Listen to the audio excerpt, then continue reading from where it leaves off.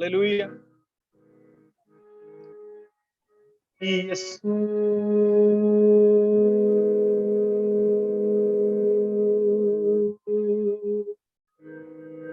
यीशु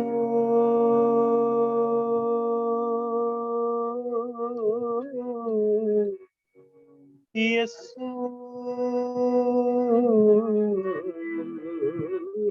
यीशु। आप मेरे साथ बोल सकते हैं उसका नाम, यीशु। यीशु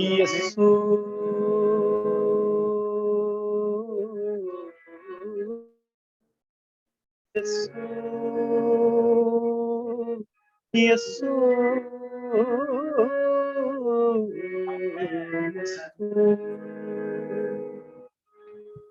यीशु ने बहा कर खून मेरा दाम चुकाया है। यीशु ने बहा कर खून मेरा दाम चुकाया है। मेरा नाम लिया उसने, मेरा नाम लिया उसने, और मुझको बुलाया है। यीशु ने बहा कर मेरा दाम चुकाया है। यीशु ने बहा कर मेरा दाम चुकाया है। जो मुझ पर आए थे सब जुल्म लिए उसने, थे पाप किए मैंने पर कर्ज दिए उसने। जो मुझ पर आने थे सब जुल्म लिए उसने, थे पाप किए मैंने पर कर्ज दिए उसने, पर कर्ज दिए उसने। मेरा बोझ गुनाहों का यीशु ने उठाया है। मेरा बोझ गुनाहों का यीशु ने उठाया है। यीशु ने बहा कर खून मेरा दाम चुकाया है। प्रकाशित 10 में लिखा एक दूत ने आना है। ये प्रकाशित वाक्य की जो किताब है वो उसको शायद उर्दू में मुकाशमे की किताब बोलते हैं। उसके 10 अध्याय में जैसा कि हम सब जानते हैं कि लिखा है कि एक दूत आएगा और सब कुछ खोल के समझा देगा। और जब वो दूत आया, इससे पहले 5 मिनट बस आपके लूंगा, जब एलिया की सेवकाई पहली सेवकाई में एलिया आया और जब लोग बहुत कंफ्यूजन में थे, कंफ्यूजन में क्यों थे, वो ये सोचने लग गए थे कि शायद बाल भी खुदा हो सकता है। एलिया के समय में जब वो पहली दफा आया था तो उसकी सेवकाई ये थी कि उसने सब जो कंफ्यूज लोग थे, है इस्राएली थे, खुदा को मानने वाले थे, लेकिन थोड़े समय के लिए वो असली शिक्षा से हट गए थे। जो असली खुदावन था उसको पहचानते तो थे, लेकिन थोड़ा कंफ्यूज हो गए थे कि हो सकता है बाल भी हो। उसने क्या किया, उसने सब लोगों को कहा कि अगर तो आग उतरे और कंज्यूम कर ले जो कुर्बानी रखी हुई है बाल के पुजारियों के द्वारा, तो फिर बाल खुदा हो। लेकिन अगर आग आए और फिर वो यहोवा की ओर से आए कंज्यूम कर ले तो फिर यहोवा खुदा ठहरे। तो उन्होंने कहा ठीक बात हो गई है। तो बाल के पुजारियों ने क्या किया, उन्होंने बड़ा अच्छा वेदी बनाई, बहुत ढोल ताशे बहुत कुछ बजाया होगा और सब कुछ किया, नाच गाना किया, लेकिन एक चिंगारी तक नहीं उतरी। तो फिर एलिया ने लिखा है कि वो जो टूटी हुई वेदी थी उसको लिया और संवारा। तो एलिया की सेवकाई पहले भी यही थी कि वो टूटी हुई शिक्षा को, खराब हुई शिक्षा को लेता है और उसको संवारता है। और इस युग में जब हम रहते हैं, तो एलिया जब दोबारा आया तो उसने क्या किया, उसने वही सेवकाई निभाई, जो खराब हो चुका था, जो टूट चुका था, उसी को लेकर के वचन से, कलाम से दोबारा सही किया। और सही क्या किया, प्रकाशित 10 में लिखा, एक दूत ने आना है, हर भेद खुदा का को उसने समझाना है। प्रकाशित 10 में लिखा, एक दूत ने आना है, हर भेद वचन का खोल उसने समझाना है, उसने समझाना है। इस दूत ने आके हमें सब कुछ समझाया है। इस दूत ने आके हमें सब कुछ समझाया है। इस युग में उतर आया, इस युग में उतर आया, मेरी खातिर मेरा मसीह। दे तो यहाँ पर थी, दुल्हन यहाँ पर थी, लेकिन सर नहीं था, दे नहीं, दे थी, सर नहीं था। तो इस युग में एक सर उतर कर आ गया और लग गया। वो चोटी का जो पत्थर था, वो पिरामिड का जो चोटी का पत्थर था, वो इस युग में उतरा है। हालेलुया। इस युग में उतर आया,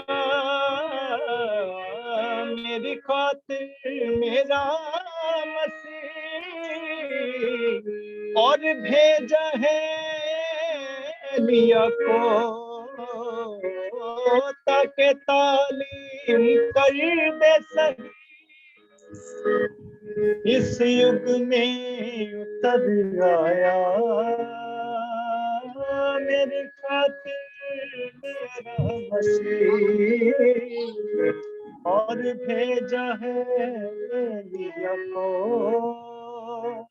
ताकि तालीम कर दे सही, ताकि तालीम कर दे सही। और उसने तालीम सही क्या की, जो उसने पहले युग में की थी, अपनी पहली आमद में की थी एलिया ने। खुदा एक है, तीन नहीं, एलिया ने बताया है। खुदा एक है, तीन नहीं, एलिया ने बताया है। यीशु ने बहा कर खून मेरा दाम चुकाया है। फिर इससे आगे क्या हुआ, डूबे सब पानी नूह को था जो ठुकराया। नबी ने कहा वो 120 साल प्रचार करता रहा, 120 साल, और एक ही बात रोज बोलता होगा कि तौबा कर लो, बारिश आने वाली है, तुम लोग डूब जाओगे। लेकिन 120 साल किसी ने नहीं सुना। हो सकता है हमारी भी कोई ना सुने, लेकिन फिर भी हमें प्रचार करना है जब तक खुदावन हमें लेकर नहीं जाता, जब तक हम पानी के द्वारा ऊपर उठा लिए नहीं जाते। हालेलुया। क्योंकि जिस पानी ने उस वक्त के लोगों को डुबोया, उसी पानी ने नूह को ऊपर भी उठाया। आमीन आमीन। तो खुदावंद प्रभु यीशु मसीह की आमद दो काम करने वाली है। वो दो काम कौन से होंगे, वो ये इस जहान के लिए, इस संसार के लिए तो कयामत का दिन होगा, लेकिन हमारे लिए खुशी का दिन होगा, क्योंकि हमारा दूल्हा हमें लेने के लिए आएगा। हालेलुया। डूबे सब पानी में, नूह को था जो ठुकराया, हो जाना तुम भी बना, नबी को न जो अपनाया। डूबे सब पानी में, नूह को था जो ठुकराया, हो जाना ना तुम भी बना, नबी को न जो अपनाया, नबी को न जो अपनाया। होता है नबी मेरा मुँह, खुदा ने फरमाया है। होता है नबी मेरा मुँह, खुदा ने फरमाया है। यीशु ने बहा कर खून मेरा दाम चुकाया है। अब ये सब तो हो गया, लेकिन इसका आखिर क्या होगा? हम ये सब जो कुछ कर रहे हैं, इसका रिजल्ट क्या होगा? अगर हम दौड़ में दौड़ रहे हैं लेकिन उसका कुछ इनाम ही नहीं है, तो फिर दौड़ में दौड़ना तो व्यर्थ ठहरा ना, उसका कोई फायदा नहीं हुआ। लेकिन हमारे लिए एक इनाम रखा गया है, हालेलुया। हमारे लिए एक पुख्ता इनाम है, वो पक्का है कि हमें मिलेगा ही मिलेगा। वो इनाम क्या है तारों से भी जो परे, उस देश में जाना है तारों से भी जो परे, उस देश में जाना है, और करने हुकूमत फिर इस धरती पे आना है तारों से भी जो परे, उस देश में जाना है तारों से भी जो परे, उस देश में जाना है, और करने हुकूमत इस धरती पे आना है, इस धरती पे आना है। दुल्हन कलामी मसीह से खुद को सजाया है, दुल्हन कलामी मसीह से खुद को सजाया है। यीशु ने बहा कर खून मेरा दाम चुकाया है, यीशु ने बहा कर खून मेरा दाम चुकाया है,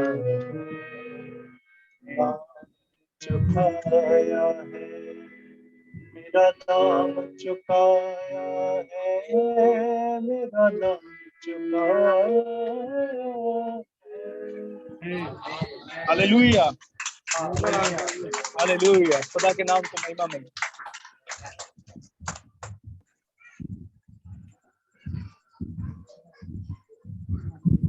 ये हम आखिरी गीत गाएंगे और इसके बाद भाई एंथनी हमारे लिए ओनली बिलीव गाएंगे, और फिर हम खुदा की आवाज को पास्टर शबाज से सुनेंगे।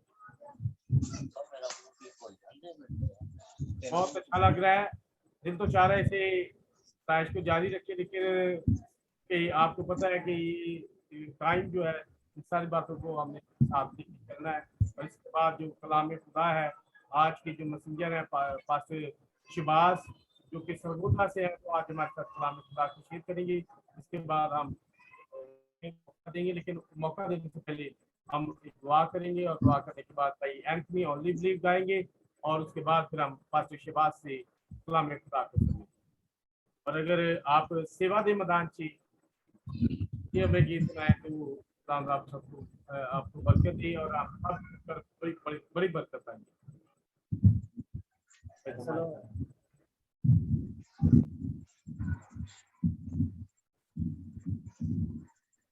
भाई बादल आप अपना माइक अनम्यूट कर दीजिएगा। जी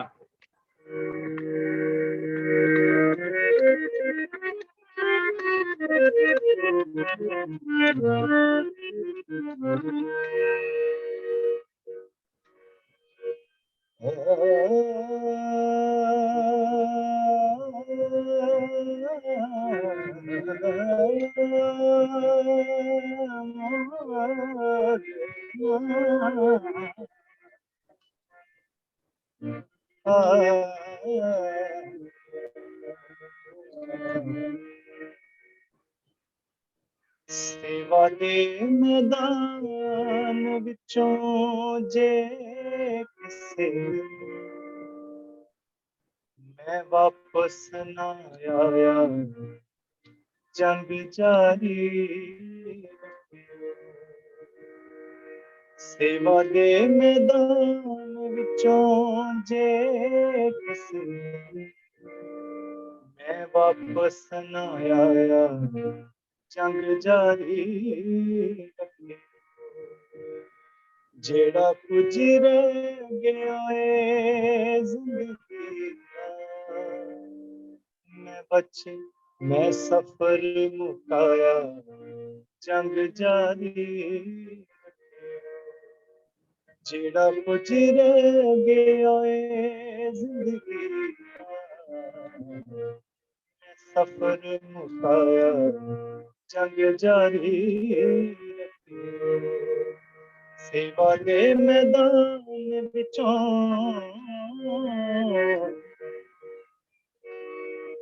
उंज करो जान दिखी लोड़ मैनू पईए की करा यसू ना जुबान कर लई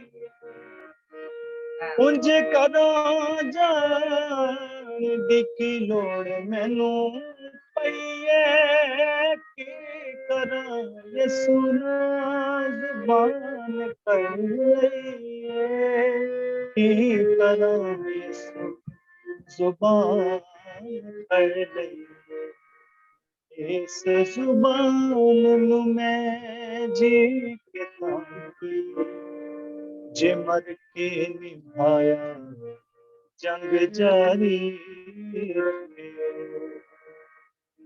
इस जुबान नू मैं जी के ताकी जे मर के निभाया जंग जारी रखे सेवा दे मैदान विचों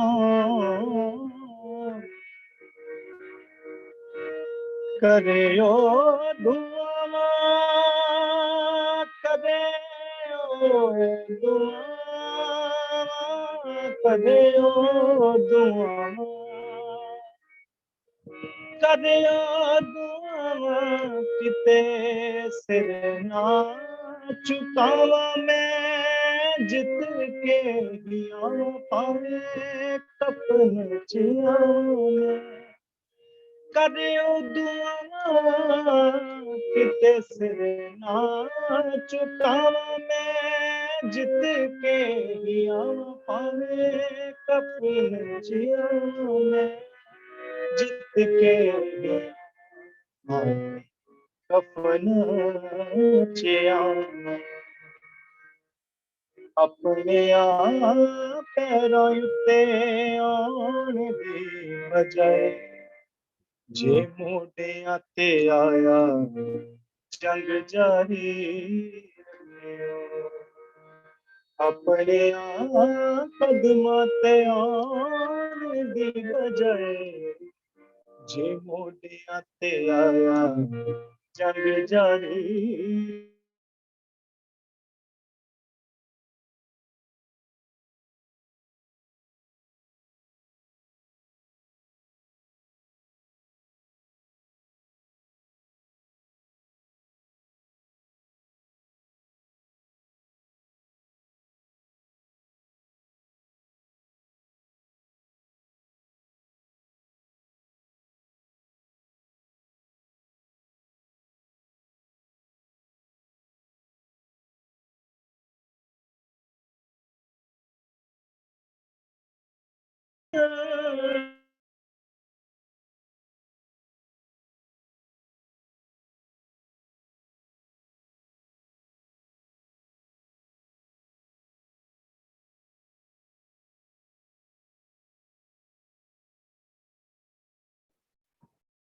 आ गया समा जी के दिखाऊंगा अपने बच्चियां नू मुड़िया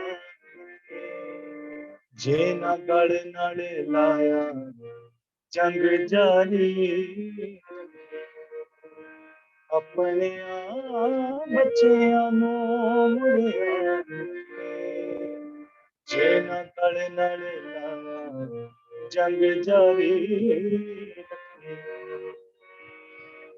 एक दिन पाऊं इनाम मिन्नतां दा हक मैं जदों पहुंच जाऊंगा आए जाने तक मैं एक दिन पाऊं इनाम मिन्नतां दा हक मैं जदों पहुंच जाऊंगा उठाए जाने तक मैं जदों पहुंच जावां उठाए जाने तक पर अपनी गवाही ते छाप देण लई पहला लहू जे बहाया जंग जारी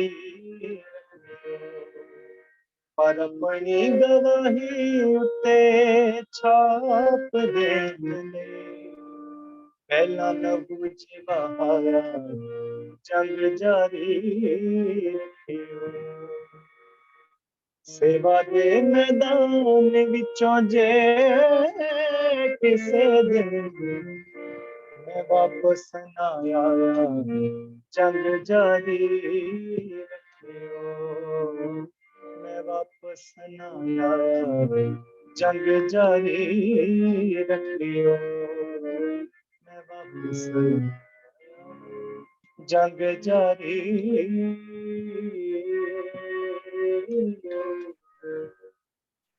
हालेलुया हालेलुया।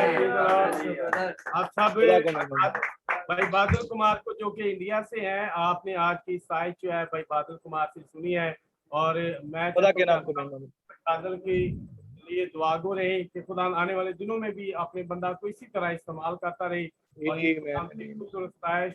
उसके आखिरी वक्त के पैगाम को बहुत सारे लोगों तक पहुंचाने का स्वाब करें। और मैं चाहता हूँ चाहे हम सब अपने सर खुदा के हुजूर में झुकाएं। हमारे दरमियान हमारे चर्च के इवेंजलिस्ट भाई शमाम जवेद है, वो दुआ में रहनुमाई करें कि आज खुदा जब हम तेरी आवाज को सुनने वाले हैं, तेरे कलाम को सुनने वाले हैं, तो खुदा तो हमें सुनने वाले कान, समझने वाला दिल, अमल करने वाली रूह बख्श और अपने मंसूब को कसरत के साथ इस्तेमाल करना। कदूस मेहरबान आसमानी खुदावन, ऐ खुदावन तेरी शुक्रगुजारी करते हैं आज इस खूबसूरत शाम के लिए मेरे प्यारे खुदावन। ऐ मेरे पाक खुदा, ऐ खुदा इस बात के लिए तेरी शुक्रगुजारी करते हैं कि खुदा आज हम अपने खानदानों के साथ ऐ खुदा तेरे कलाम के लिए जमा है मेरे पाक खुदा। ऐ खुदा फक्त हम बहुत दूर हैं लेकिन ये तेरी पाक मोहब्बत है जिसके सबब से ऐ खुदा दूर है लेकिन फिर भी ऐ खुदा इकट्ठे हैं मेरे पाक खुदा, अपने कलाम को सुनने वाले हैं मेरे पाक खुदा।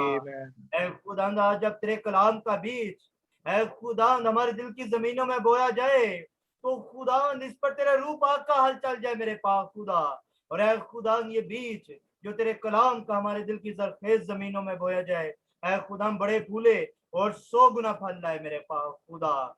और ऐ मेरे पाक खुदा तेरे बंदा को ऐ खुदा तेरे ममसू को तेरे पाक हाथों में देता हूँ मेरे पाक खुदा। अपने बंदा को ऐ खुदा मूसा जैसी फसी जबान अता कर और आज एक तेरे कलाम का नया भेद, एक नया मुकाशवा आज ऐ खुदा हमारी जिंदगी में ऐ खुदा अया हो मेरे पाक खुदा। और ऐ खुदा अगर आज कोई जिंदगी ऐ खुदा बुझ चुकी है तो खुदा वो तेरे कलाम की रोशनी से ऐ खुदा रोशन हो जाए मेरे पाक खुदा। क्योंकि तेरा कलाम चिराग है मेरे पाक खुदा जो जिंदगियों को रोशन कर देता है। और ऐ खुदा आज ऐ खुदा तेरे कलाम को मांग लेते हैं मेरे पाक खुदा। ऐ खुदा जैसे दो शख्स अमावस की राह पर जा रहे थे और खुदा जब तू उन पर जाहिर हुआ तो उनके दिल खुशी और जोश के साथ भर गए मेरे पाक खुदा। आज जब तेरा कलाम जाहिर हो, आज तेरा कलाम हम पर यहाँ हो, तो खुदा आज हमारे दिल में खुशी और जोश के साथ भर मेरे पाक खुदा। ताकि खुदा फक्त तेरे ही नाम को जलाल मिले मेरे पाक खुदा, क्योंकि खुदा तूने ही हमारा फिदिया दिया है और हमें अपने लहू से खरीदा है मेरे पाक खुदा। और ऐ खुदा हम वो सुबह के सितारे हैं जो मिलकर गाते हैं मेरे पाक खुदा। और आज ऐ खुदा हम सारा इज्जत और ऑनर और जलाल तेरे ही यीशु नाम को देते हैं मेरे पाक खुदा।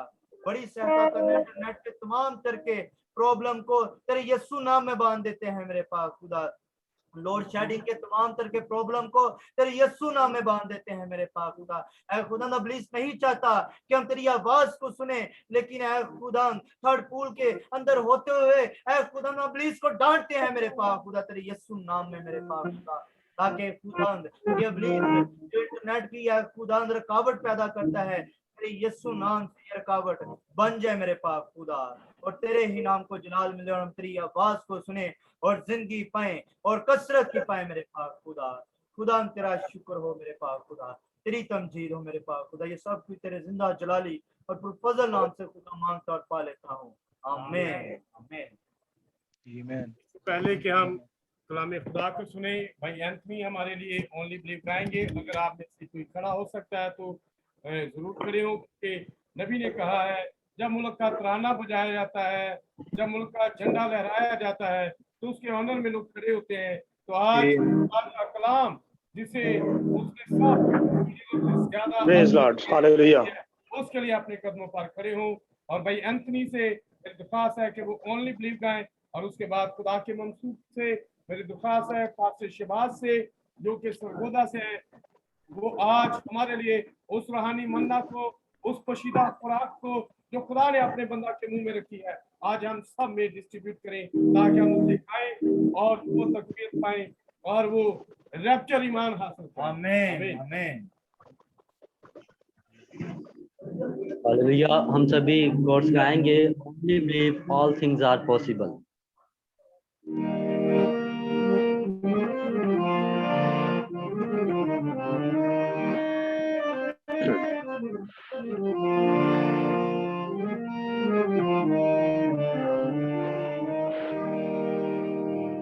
Only believe, only believe, all things are possible. Only believe.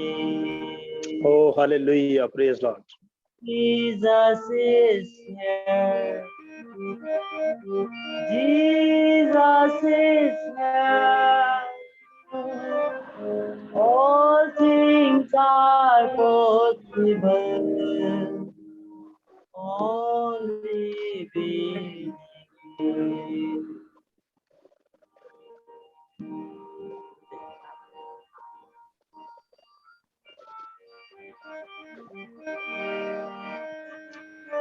Praise Lord. Khudam. Start.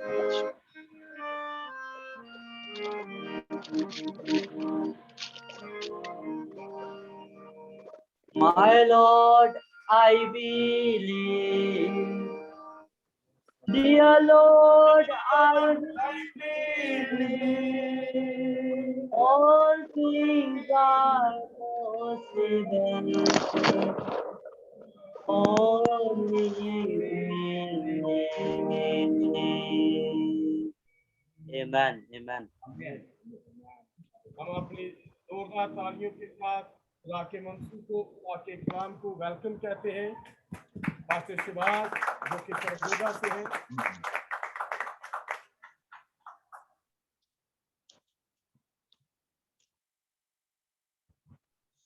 Praise Lord. खुदावंद की तारीफ हो। खुदावंद यीशु मसीह के कादर और फतेहमंद नाम में आप तमाम भाइयों की सलामती हो। क्या मेरी आवाज आप सबको आ रही है? जी, आपकी आवाज आ रही है मेरे पास। जी, थैंक यू। तो मैं खुदावंद का शुक्र अदा करता हूँ अपने प्यारे भाई अकरम रोशन साहब के लिए, और प्यारे भाई ऐसल के लिए और दीगर उस सारी टीम के लिए जो खुदा के खादम के साथ इस काम में कि उन्होंने ये रिवाइवल के ताल्लुक से 6 रोज़ा जो प्रोग्राम रखा है, हम दिल की गहराई से खुदावंद का शुक्र अदा करते हैं और उसकी तारीफ करते हैं, क्योंकि ये हमारे इस आखिरी ज़माने के अंदर खुदा के लोगों के लिए यकीनन एक बेहतरीन जो है वो कारगर साबित होगा, ताकि हम इन मीटिंग्स के वसीला से खुदावंद के जलाल में और ज़्यादा आगे बढ़ सकें और अपने वक़्त की आवाज़ में और ज़्यादा तरक्की कर सकें। तो बगैर देर किए मैं चाहता हूं कि हम खुदावंद के मुकद्दस कलाम की तरफ आएं। तो याकूब रसूल के खत उसके 5वें बाब की 13 आयत से खुदावंद के कलाम का जो हिस्सा आज हमारे दरमियान में रखा जाता है उसे हम पढ़ेंगे। खुदावंद के कलाम में लिखा है, अगर तुम में कोई मुसीबत ज़दा हो तो दुआ करे, अगर खुश हो तो हमद के गीत गाए, अगर तुम में कोई बीमार हो तो कलीसिया के बुजुर्गों को बुलाए और वो खुदावंद के नाम से उसको तेल मल कर उसके लिए दुआ करें। जो दुआ ईमान के साथ होगी उसके बायस बीमार बच जाएगा और खुदावंद उसे उठा खड़ा करेगा, और अगर उसने गुनाह किए हों तो उनकी भी माफी हो जाएगी। बस तुम आपस में एक दूसरे से अपने अपने गुनाहों का इकरार करो और एक दूसरे के लिए दुआ करो ताकि शिफा पाओ। रास्तबाज की दुआ के असर से बहुत कुछ हो सकता है। एलिया हमारा हम तबीयत इंसान था, उसने बड़े जोश से दुआ की कि मी ना बरसे, चुनाचे 3.5 बरस तक जमीन पर मी ना बरसा। फिर उसने दुआ की तो आसमान से पानी बरसा और जमीन में पैदावार हुई। खुदा के कलाम के पढ़े जाने पर हमारे खुदाम की बरकत हो। जी आइए हम चंद लम्हात के लिए खुदावंद के हुजूर दुआ करें। कादिर मुतलिक फतामंद बुजुर्ग खुदा, तेरी शुक्रगुजारी करते हैं आज के सुहाने वक्त के लिए, तेरे मुकद्दसीन के लिए, तेरे खादमों के लिए पाक खुदा, जो इस आखिरी वक्त की आवाज के साथ लिपटे हैं पाक खुदा। ये तेरी मोहब्बत है, ये तेरा पाकीज़ा रहम है, जिसकी बदौलत पाक खुदा तूने हमें अपना वो हिस्सा बनाया, अपने कलाम का वो हिस्सा बनाया है मेरे पाक खुदा, जिसके लिए हम दिल की गहराई से तेरा शुक्र अदा करते हैं। और आज के इस वक्त में खुदावंद पढ़े गए कलाम के हिस्सा के लिए तेरी शुक्रगुजारी की दुआ करते हैं और हम पुर यकीन है कि पाक खुदा ये कलाम तेरे पाक रूह की हदायत से लिखा गया और इसका हर एक लफ्ज और हर एक नुक्ता खुदावंद तेरे रूहुल कुदस की तहरीक से लिखा गया है। इसको समझने के लिए भी तेरा रूहुल कुदस ही खुदावंद मदद कर सकता है। सो छूना, बरकत देना और लहू में छुपाना यीशु मसीह के कादर नाम में, आमीन। Praise Lord. खुदावंद ने आप सबसे दरख्वास्त है कि आप सब अपनी जगहों पर तशरीफ रखें। पास्टर अकरम, अगर मैं वीडियो को ऑफ रखता हूं तो इसमें कोई इशू तो नहीं है? जी कोई इशू नहीं जी, थैंक यू सो मच। थोड़ी सी जो है ना नेटवर्क के हवाले से आसानी रहेगी। तो एक बार फिर तमाम भाइयों का जो पाकिस्तान से हैं या इंडिया से हैं या दीगर ममालिक से जो भाई इस वक्त ऑनलाइन हैं, आप सबको पास्टर शहबाज की तरफ से और सरगोदा की कलीसिया की तरफ से जो है वो आपकी को सलाम। और मैं पूरी उम्मीद हूं कि आप सब आप अपनी फैमिलीज में, अपने चर्चेज में और जितने भाई यहाँ पर मौजूद हैं खुदावंद में खैरियत से होंगे। और मेरे लिए बड़े शर्फ की बात है कि पास्टर अकरम ने ये मुनासिब जाना कि मैं भी खुदा के कलाम की उन बातों को जो खुदावंद की मर्जी से हम एक दूसरे के साथ शेयर कर सकते हैं उनको बयान करने वाला हूँ। तो मैं बहुत शुक्रगुजार हूँ भाई का और इसी तरह से खुदावंद का। तो खुदावंद के मुकद्दस कलाम के उस हिस्सा की तरफ हम बढ़ते हैं। अजीजो, याकूब रसूल का जो खत है इसमें से हमने इस हिस्से को, इस मतन को लिया है और खुदा का बंदा याकूब जो है उसने कलीसिया की मुख्तलिफ हालतें जो हैं उनका जिक्र किया है यहाँ पर। और 16 आयत के अंदर चलकर वो कहता है कि रास्तबाज की दुआ के असर से बहुत कुछ हो सकता है। चूंकि हमारी इन मीटिंग्स का जो टाइटल है वो रिवाइवल है, बेदारी है, इसलिए हम देखते हैं कि जिस दौर में भी बेदारी को खुदा का कलाम हमें वजाहत के साथ बताता है, यकीनन बेदारी जो है वो दुआ के वसीला से आती है। तो खुदा का बंदा याकूब जो है वो यहाँ पर रास्तबाज की दुआ का असर जो है उसका बयान करता है कि दुआ की असर से बहुत कुछ हो सकता है। बहुत कुछ का उसने जिक्र किया और आगे चलकर उसने एलिया के ताल्लुक से जो है वो जिक्र किया है। लेकिन हम इससे पहले कि आगे बढ़े, याकूब रसूल जिसने ये बात की कि रास्तबाज की दुआ के असर से बहुत कुछ हो सकता है, हमें थोड़ा सा पीछे जाना होगा। खुदावंद यीशु मसीह ने जब 12 शागिर्दों का चुनाव किया तो उन 12 शागिर्दों में खुदावंद यीशु मसीह ने 3 शागिर्द जो हैं उनको हमेशा फ्रंट लाइन पर रखा है और वो बाकी 9 की निस्बत जो है वो यीशु मसीह के ज्यादा करीब रहते थे। मिसाल के तौर पर पतरस, याकूब और यूहन्ना का मैं जिक्र करता हूँ कि तब्दीली सूरत के पहाड़ पर जब खुदावंद यीशु मसीह गए तो वहां पर भी पतरस, याकूब और यूहन्ना को यीशु मसीह ने साथ लिया। और इसी तरह से जब हम यायर की बेटी के ताल्लुक से देखते हैं कि यायर के घर में यीशु मसीह गए तो वो कमरा जिसके अंदर वो लड़की पड़ी हुई थी और सब लोग कह रहे थे कि लड़की मर गई है, बेटी मर गई है, सब लोग रो रहे थे, वावैला कर रहे थे। तो ऐसे वक्त में खुदावंद यीशु मसीह ने लड़की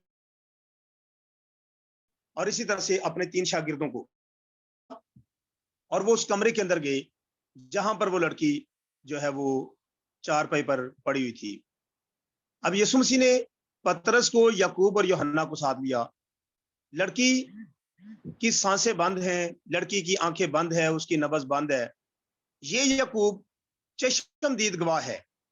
इसने अपनी आंखों से देखा कि खुदावंद यीशु मसीह ने उस लड़की को जब तलीता कुमी कहा तो उस लड़की की जो बंद नब्ज थी वो याकूब की आंखों के सामने जो है वो चलना शुरू हो गई।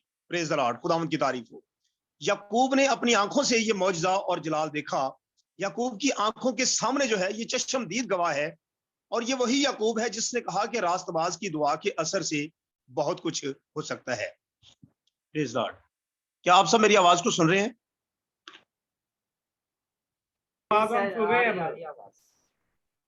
प्रेज लॉर्ड जी। तो याकूब जो है ये वो खुदावंद यीशु मसीह का शागिर्द है जिसको ये अपनी आंखों से देखने का मौका मिला। ना सिर्फ ये बल्कि इसके अलावा इसने खुदावंद यीशु मसीह के उन कामों को, यीशु मसीह की उस खिदमत को, यीशु मसीह की उस मिनिस्ट्री को अपनी आंखों से देखा और इसने ऑब्जर्व किया। और यहाँ पर वो खत लिखते हुए कहता है कि रास्तबाज की दुआ के असर से बहुत कुछ हो सकता है। अजीजों, ये दुआ के उस असरात की जो डायमेंशन है उसको समझ रहा है और देख सकता है कि दुआ के असर से क्या कुछ हो सकता है। यहां तक कि इसने एलिया का यहां पर तज़किरा किया और कहा कि एलिया हमारा हम तबीयत, यानी हमारी तबाह का, हमारी तबीयत का इंसान था, हमारे जैसी उसकी फिजिकल कंडीशन थी। लेकिन उसके बावजूद एलिया ने बड़े जोश से दुआ की कि मी ना बरसे, चुनाचे 3.5 बरस तक जमीन पर मी ना बरसा। फिर उसने दुआ की तो आसमान से पानी बरसा और जमीन में पैदावार हुई। तो हम देख सकते हैं कि इस पैदावार के पीछे ये उस तमाम नाशुक्र दुनिया को किस कदर, मेरे जीजो, साफ और क्लियर जवाब है हमारे खुदा की जिंदगी बख्श कलाम का कि दुआ के असर से पैदावार हो सकती है, दुआ के असर से पानी बरस सकता है, दुआ के असर से मी बरसता है तो पैदावार होती है। इट मींस के पहले पैदावार नहीं हो रही थी, अब पैदावार के पीछे किस चीज का अमल दखल है, किस चीज का असर है। याकूब ने कहा रास्तबाज की दुआ के असर से बहुत कुछ हो सकता है। तो एलिया यहां पर दुआ कर रहा है और एलिया की दुआ से आसमान बंद हुआ, एलिया की दुआ से आसमान खुल रहा है, एलिया की दुआ से बारिश हुई है और खेत जो हैं उनके अंदर सब्जियां पैदा हो रही हैं, हर तरह के फल पैदा हो रहे हैं, हर तरह की पैदावार जो है वो हो रही है। देखें किस कदर मुल्क के अंदर किस कदर खुशहाली का समा पैदा हो रहा है और ये सारी की सारी प्रॉस्पेरिटी जो है, सारे का सारा जो फिजिकल रिवाइवल है, इसका ताल्लुक जो है वो दुआ के साथ है। और हम देखते हैं दुआ के ताल्लुक से चंद एक बातों को मैं मुख्तलिफ एंगल से कोशिश करूंगा कि अपने भाइयों के दरमियान में रख सकूं। तो अजीजों, खुदावंद यीशु मसीह ने दुआ के ताल्लुक से बड़ी अहम बातें की हैं। एक हवाला आपकी गोश गुजार करना चाहता हूं, मेरे साथ मत्ती की अंजील का हवाला जो है वो निकालेंगे और मत्ती 6 बाब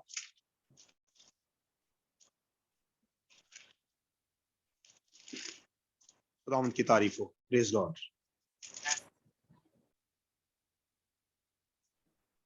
मत्ती 6 बाब की 6 आयत के अंदर खुदावंद यीशु मसीह ने कहा,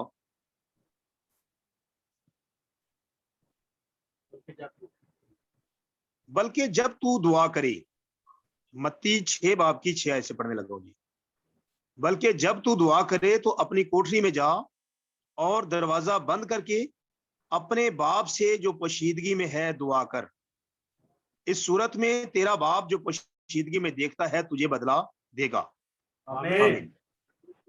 तो अजीजों, यहाँ पर खुदावंद यीशु मसीह ने दुआ का बड़ा बेहतरीन पैटर्न बताया है और मौसर दुआ का खुदावंद यीशु मसीह ने तरीका जो है वो वाज़िया किया है कि जब तू दुआ करे तो अपनी कोठरी में जा। हम जानते हैं कि यहाँ पर जो कोठरी का लफ्ज है ये सेपरेट अलहदगी को जाहिर करता है और आगे चलकर दरवाजा बंद करके अपने बाप से जो पोशीदगी में है। जैसा कि हम सब इस बात से वाकिफ हैं कि दुल्हे और दुल्हन की जो बाहमी गुफ्तगू है वो हमेशा पोशीदगी के अंदर ही होती है और उसको कोई थर्ड पर्सन जो है वो नहीं जानता। थर्ड पर्सन को ये मालूम नहीं होता कि पोशीदगी में क्या गुफ्तगू हो रही है। इवन के वो सरीहन, इवन के जलवत में, खिलवत से बाहर जलवत में भी वो कोई बात करेंगे तो थर्ड पर्सन उनकी बात को नहीं समझ सकता। इसलिए यीशु मसीह ने कहा पोशीदगी में दुआ करे तो तेरा बाप क्या करेगा, इसका बदला तुझे देगा। तो मेरे अजीजों, पोशीदगी एक ऐसा मकाम है, पोशीदगी एक ऐसी जगह है, अलहदगी, सेपरेट बैठना और खुदा के हजूर में कुछ वक्त गुजारना, ये एक ऐसा आप कह सकते हैं एक ऐसी कंडीशन है, एक ऐसी हालत है जिसके अंदर आप होते हैं या फिर खुदा होता है। थर्ड पर्सन की आपको कोई चीज जो है वो डिस्टर्ब नहीं करती। थर्ड पर्सन की कोई जो इंटरफेरेंस है, कोई मदाखलत है, वो आप पर असर अंदाज नहीं होती। यीशु मसीह ने वाज़िया तौर पर कहा कि तू दरवाजा बंद करे और दरवाजा बंद करके अपने बाप से पोशीदगी में जो है उससे दुआ कर। इस सूरत में तेरा बाप जो पोशीदगी में देखता है तुझे बदला देगा। अजीजों, जो दुनिया के करीब दुआ के मानी है वो शायद यही है कि जब हम बोलते हैं, खुदा से कुछ मांगते हैं, हम अपने मसाइल, अपनी मुश्किलात, अपनी मुरादें, अपने जो जितनी भी हमारे लिए चैलेंजेस हैं वो खुदा के सामने रखते हैं, तो ये दुनिया के नजदीक दुआ के मानी ये है। लेकिन पोशीदगी में, अलहदगी में खुदा के हुजूर जाना और दुआ करना, इसके ड्यूल मीनिंग है हमारे जो है वो हम देखते हैं बाइबल मुकद्दस में कि खुदा के हुजूर बोलना और फिर खुदा की आवाज सुनना। फकत ये नहीं कि हम बोलते जाएं और बोलते ही रहें, बल्कि खुदा की आवाज को उस पोशीदा जगह पर सुनना और समझना कि मेरी दुआ के जवाब में खुदा क्या कहता है। मिसाल के तौर पर हम किसी शख्स से अपनी कोई पोशीदा बात करना चाहते हैं, अपनी कोई सेपरेट बात करना चाह रहे हैं, तो हम क्या करेंगे, हम उसको एक अलहदा जगह पर बिठा लेंगे, उसके साथ बात करेंगे। और जब हम बात करते हैं तो फिर ना सिर्फ बात करते ही जाते हैं बल्कि फिर बात सुनते भी हैं कि हमारी जो हमने बात की है उसके जवाब में हमें क्या, हमारे साथ क्या कलाम किया जा रहा है, क्या हमें जो इसका रिस्पॉन्स है वो क्या मिल रहा है। तो मेरे अजीजों, एक स्पिरिचुअल आदमी जो है, एक रूहानी आदमी जो है, वो इसी तरह की दुआ करता है कि पोशीदगी में खुदा से बात करता है और फिर खुदा की आवाज सुनता है। और वो जिस आवाज को सुन सकता है उस आवाज को कोई दूसरा आदमी जो है वो नहीं समझ सकता कि वो आवाज क्या है। मिसाल के तौर पर मैं चाहता हूं मेरे साथ एक हवाला निकालें, सलातीन की किताब जो है, पहली सलातीन उसका 18वां बाब है।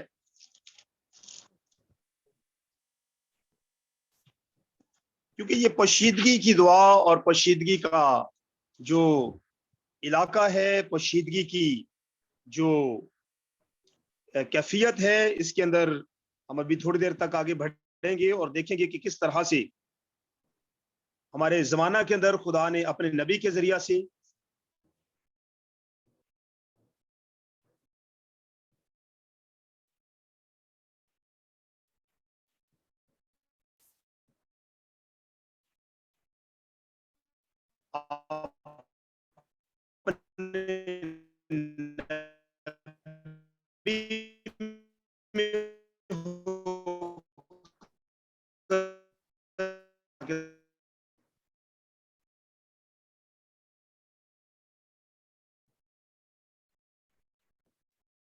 साथ वक्त गुजारने को अहमियत। 18 बाब की पहली सलातीन 18वां बाब और उसकी 40 आयत। बाल के नबियों को पकड़ लो, उनमें से एक भी जाने ना पाए। सो उन्होंने उनको पकड़ लिया और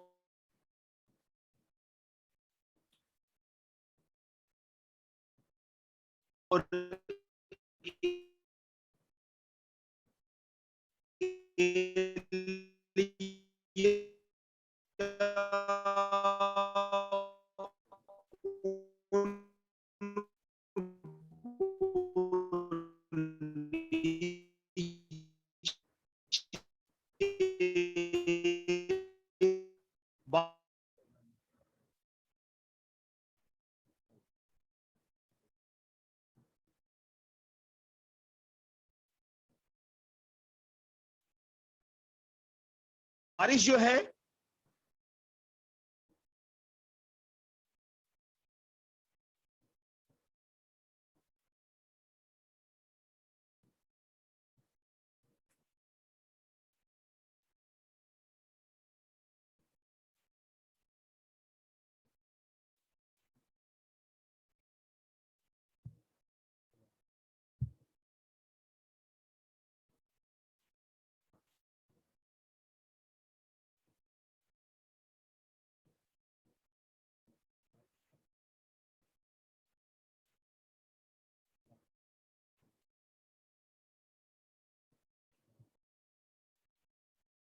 अपना माइक ऑन कर।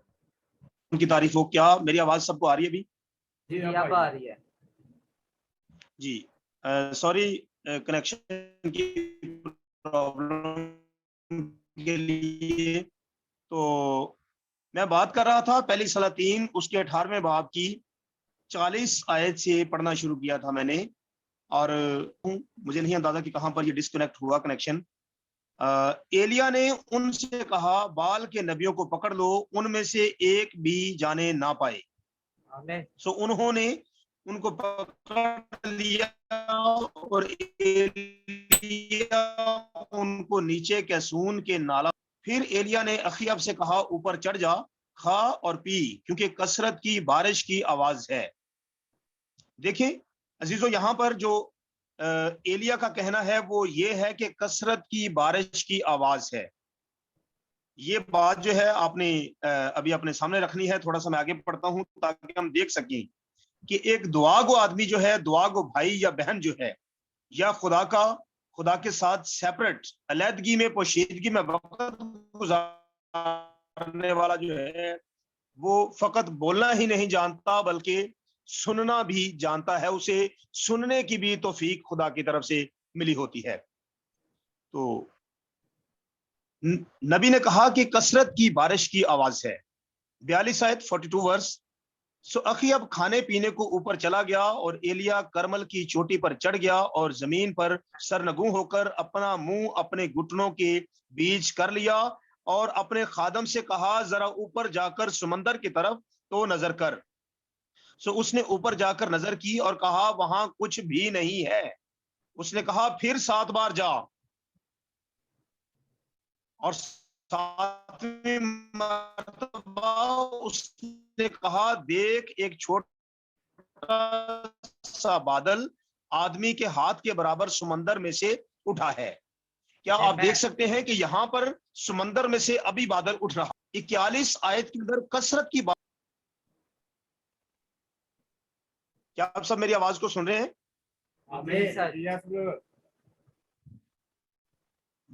जो बारिश है, बादल है, वो 44 आयत के अंदर जो है वो हमें दिखाई दे रहा है, आदमी के हाथ के बराबर समंदर में से जो उठ रहा है।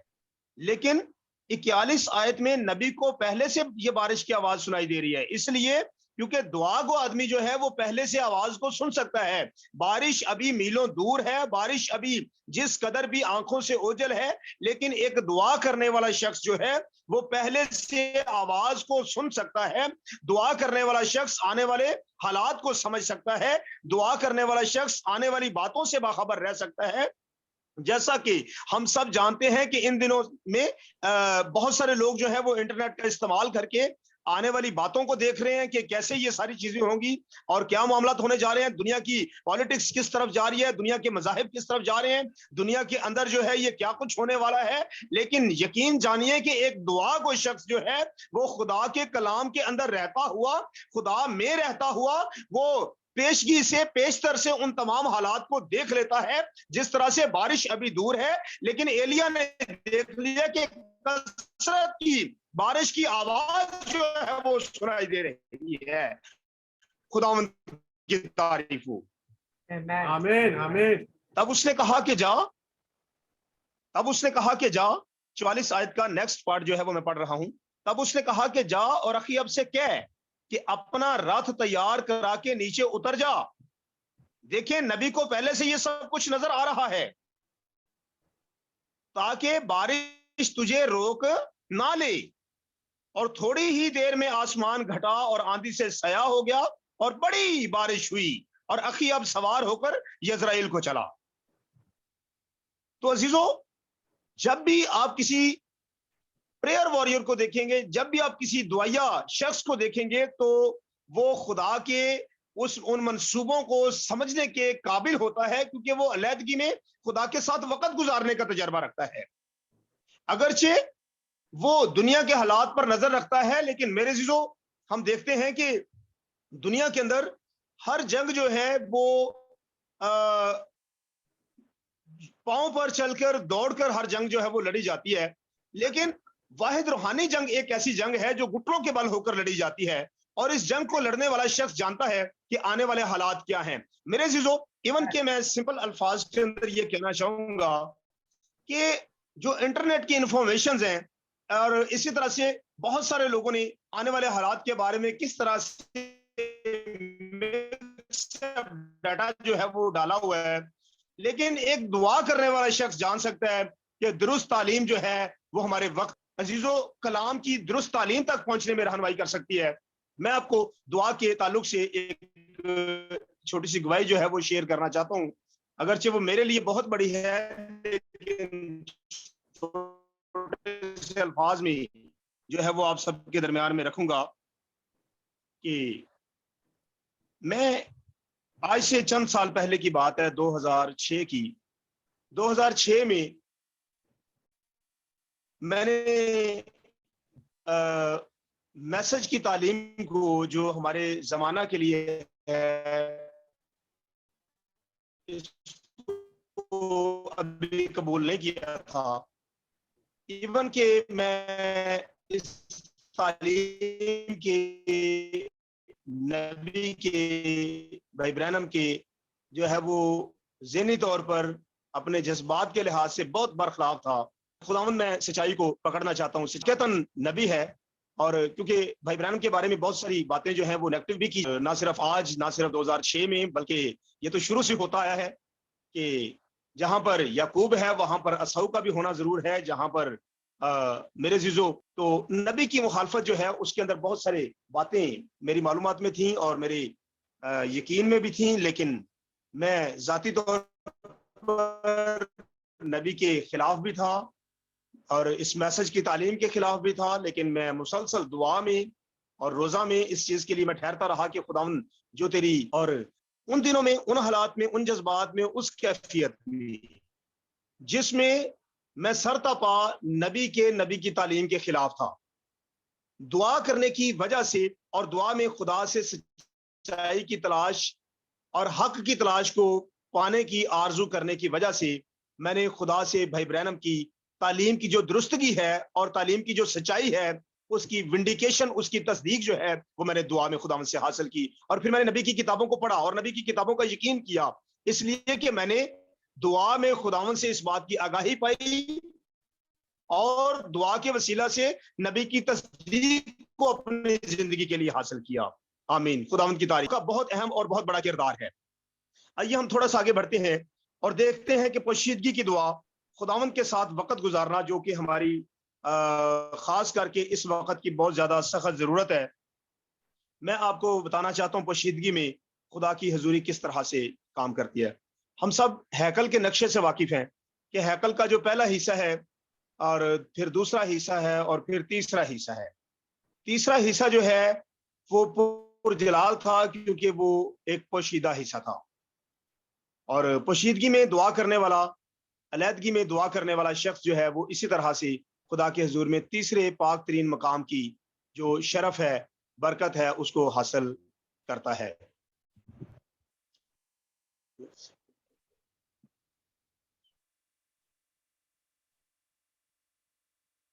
तो यहां पर मैं हवाले को पढ़ूंगा नहीं, बल्कि दूसरी सलातीन के 4 बाब की हवाले को आपके दरमियान में रखूंगा कि शुनीमी औरत का बेटा मर गया। क्या आप सब मेरी आवाज को सुन रहे हैं? जी जी, आपकी आवाज आ रही है मैं। जी बहुत शुक्रिया, बहुत शुक्रिया। तो शुनीमी औरत का बेटा मर गया। अब शुनीमी औरत ने क्या किया? शुनीमी औरत ने अपने बेटे को नबी के उस कमरे के अंदर जाकर रख दिया। यीशु मसीह ने क्या कहा? तू कोठरी में जा और दरवाजा बंद कर और पोशीदगी में दुआ कर। अब यहां पर इस औरत ने क्या किया?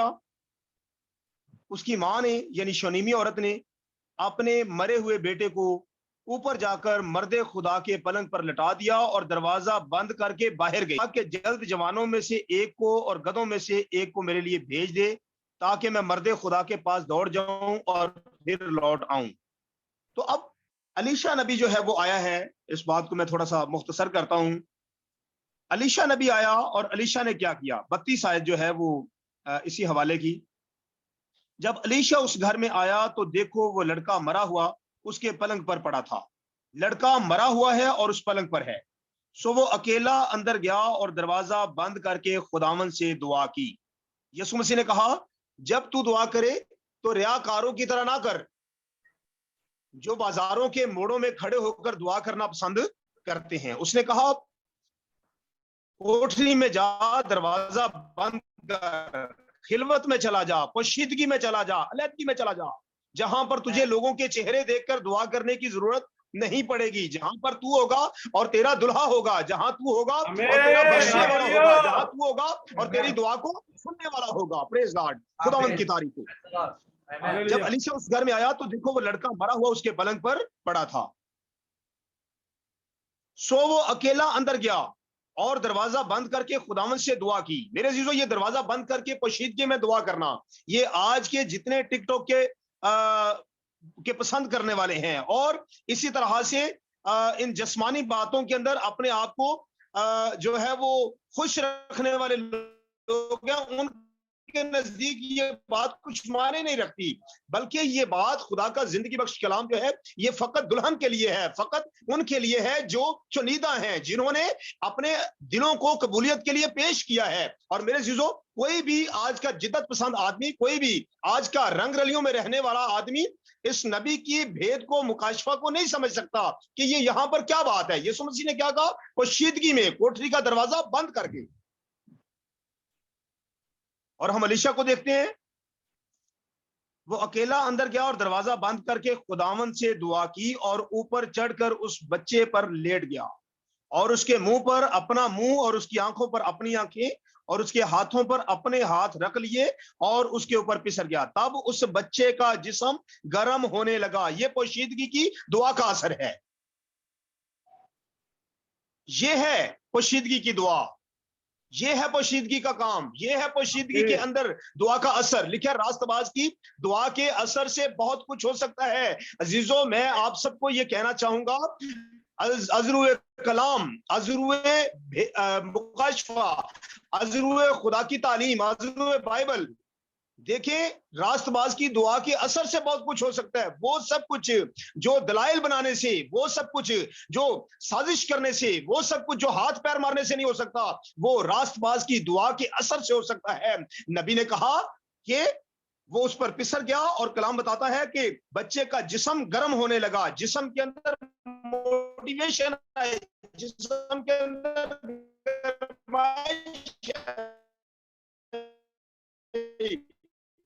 ये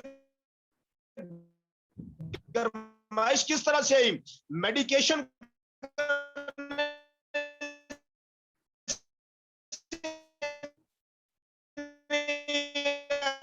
ये वेंट पर भेजने से, वेंटिलेटर पर भेजने से नहीं आई।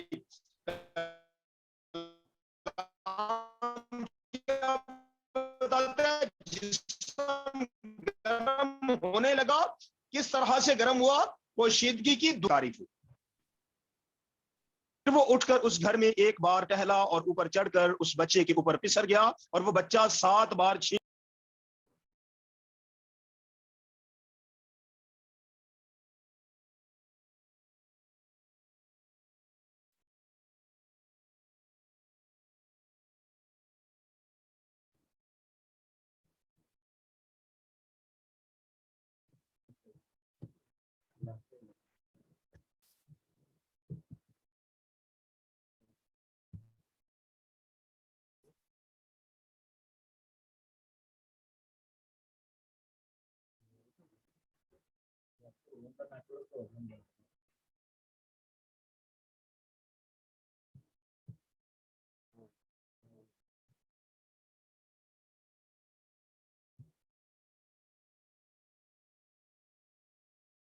बस अपना माइक अनम्यूट करो।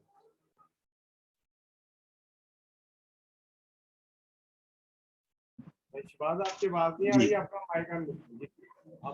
जी, क्या मेरी आवाज सबको आ रही है अभी? अब आ रही है अमृत जी आपकी बात, अब आ रही है। जी, मैं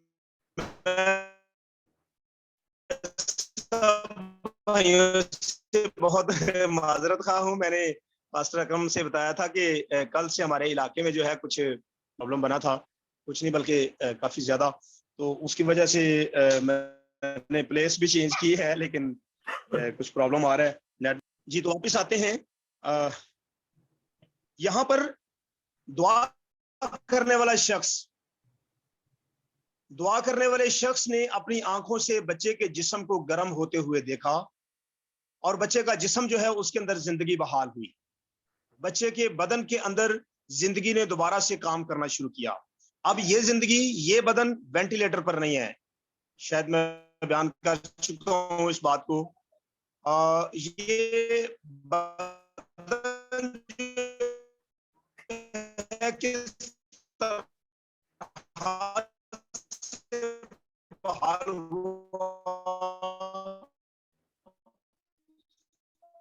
ये बदन किस तरह से गर्म हुआ, इस बदन ने किस तरह से दोबारा जिंदगी हासिल की और 7 बार छींका। ये बात जो है गौर तलब है। 7 बार छींकने से मुराद, ये 7 बार छींकना किस बात की अलामत है और कौन 7 बार छींकते हुए बच्चे को जो है वो देख सकता है? वही शख्स जिसने अजीजो पोशीदगी की दुआ करने का तजर्बा हासिल है। पोशीदगी की दुआ 7 बार बच्चा छींका, 7 मोहरों के खुलने की अलामत है। ये जिंदगी की दुल्हन के अंदर बहाल होने की अलामत है।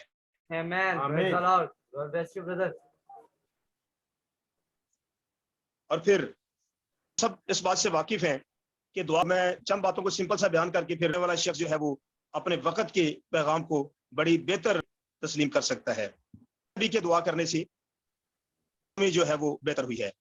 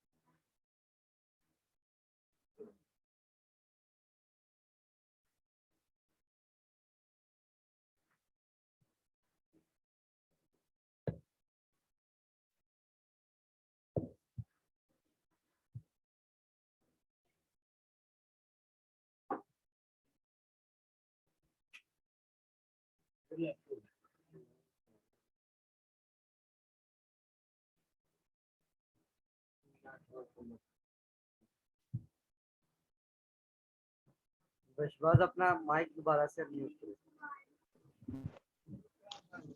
जी, मेरी आवाज सबको आ रही है भाई? जी शुक्रिया। तो मैं इस बात को थोड़ा सा करीब लेकर आना चाहूंगा कि ये पोशीदगी की दुआ एक मुलाकात का नाम है। पोशीदगी की दुआ दुल्हे और दुल्हन की बाहमी गुफ्तगू का नाम है। पोशीदगी की दुआ जो है एलिया के दुआ करने से पैदावार कसरत के साथ हुई। पोशीदगी के अंदर आपने अंबियाजादों की में से एक शख्स फौत हुआ और उसकी बीवी जो है उसने उसके 2 बेटे थे और वो कर्ज के बार के नीचे थे।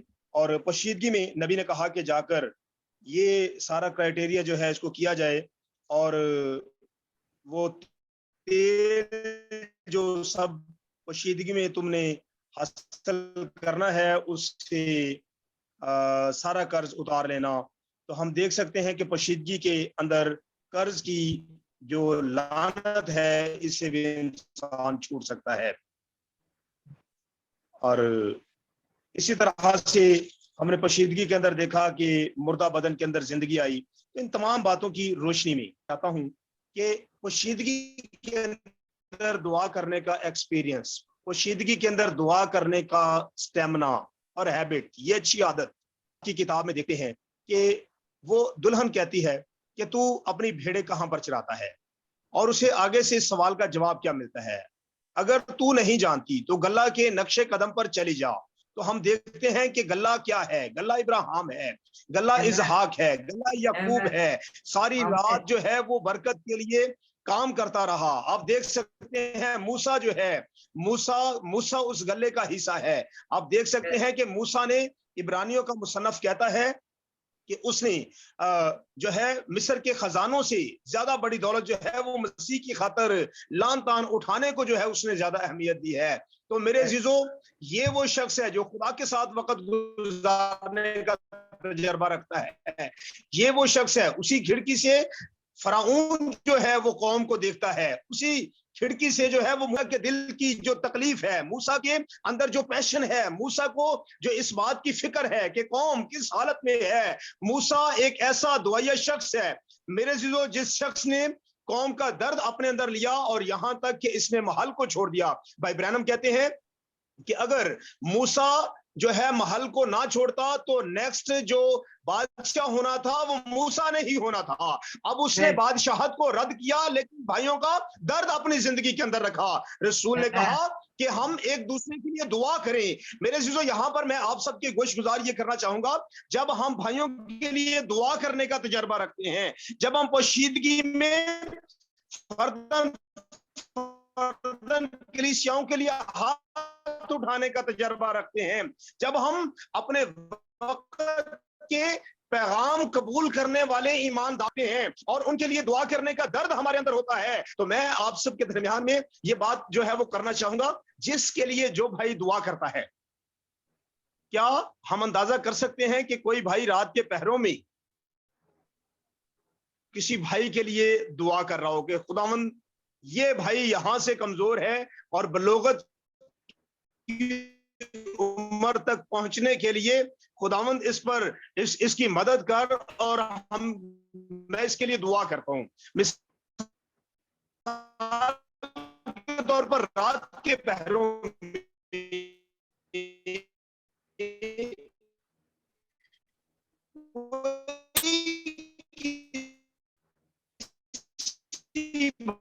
भाई के लिए, अपने मैसेज बिलीवर भाई के लिए दुआ को उठकर वो उस भाई के खिलाफ साजिश करेगा या कर सकते हैं? मुझे जवाब, अगर मेरी आवाज आप सब सुन रहे हैं, मेरे सवाल को आप आसानी से सुन पाए हैं, तो मुझे आप सबसे जो है वो रिस्पांस चाहिए।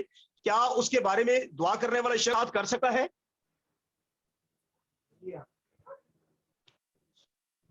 कर सकते हैं। जी, आवाज कुछ जो है मुझे सुनाई दे रही है, लेकिन अभी प्रॉपर आवाज नहीं आ रही। हाँ जी, दुआ कर सकते हैं जी। जी भाई, मैं ये पूछ रहा हूँ, अगर कोई दर्दमंदी से किसी भाई के लिए, उसकी तरक्की, उसकी बरकत के लिए दुआ कर रहा हो, तो क्या वो एक वक्त में बरकत की दुआ और साजिश का मंसूबा, ये दोनों काम कर सकता है? No sir. जी शुक्रिया भाई, बिल्कुल ऐसे नहीं हो सकता। तो मेरे अजीजों, ये आप इस बात से अंदाजा करें कि किस कदर दुआ के अंदर वक्त गुजारने की या भाइयों के लिए दर्द रखकर दुआ करने की जो है वो जरूरत है। क्योंकि जब भाइयों के लिए दर्द रखकर हम दुआ करते हैं, मैं वापस आता हूं मूसा की बात पर, मूसा उस गले का हिस्सा है जिसने दर्द रखकर अपने भाइयों के लिए जो है वो मिस्र के खजाने रद्द कर दिए, बादशाहत रद्द कर दी, ये सब कुछ उसने जो है वो सेक्रीफाई कर दिया। लेकिन किस काम के लिए सेक्रीफाई किया? उसने अपने दिल में भाइयों का दर्द रखा। आप नेमिया को देख सकते हैं, नेमिया को बादशाह कहता है कि जबकि तू बीमार भी नहीं है, फिर तेरा चेहरा क्यों उदास है? क्यों? इसलिए कि उसके दिल में अपने भाइयों के लिए, अपने शहर के लिए, शहर मुकद्दस के लिए दर्द मौजूद था। तो ये तमाम गल्ला जो है, ये तमाम नक्शे कदम जो है, अगर तू नहीं जानती तो गल्ला के नक्शे कदम पर चली जा। ये सारे के सारे प्रेयर वॉरियर्स हैं, ये सारे के सारे सेपरेट खुदा के साथ खुशीदगी में वक्त गुजारने का एक्सपीरियंस रखने वाले लोग हैं। तो अजीजों,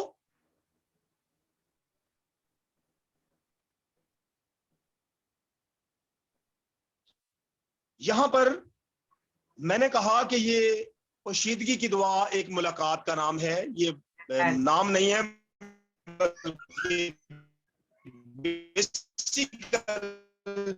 ये है ही मुलाकात।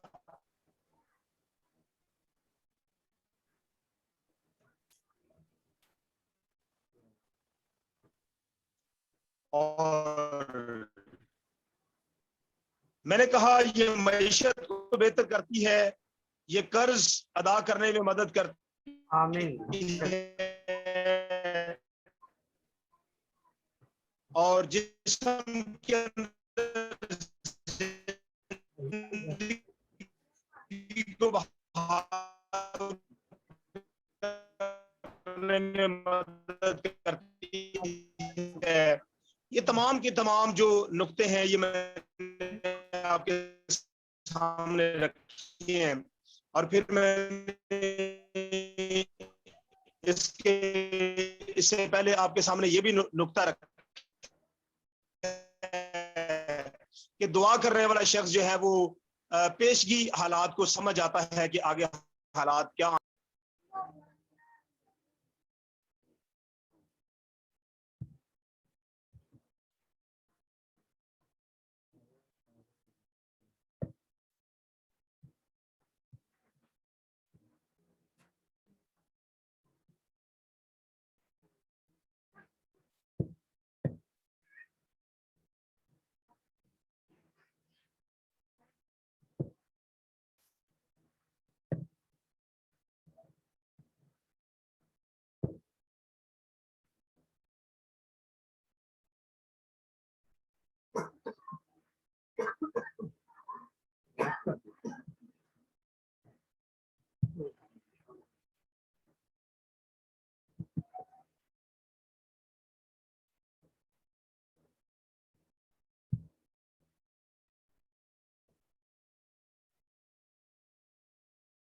क्योंकि पेशबादलों मसला है।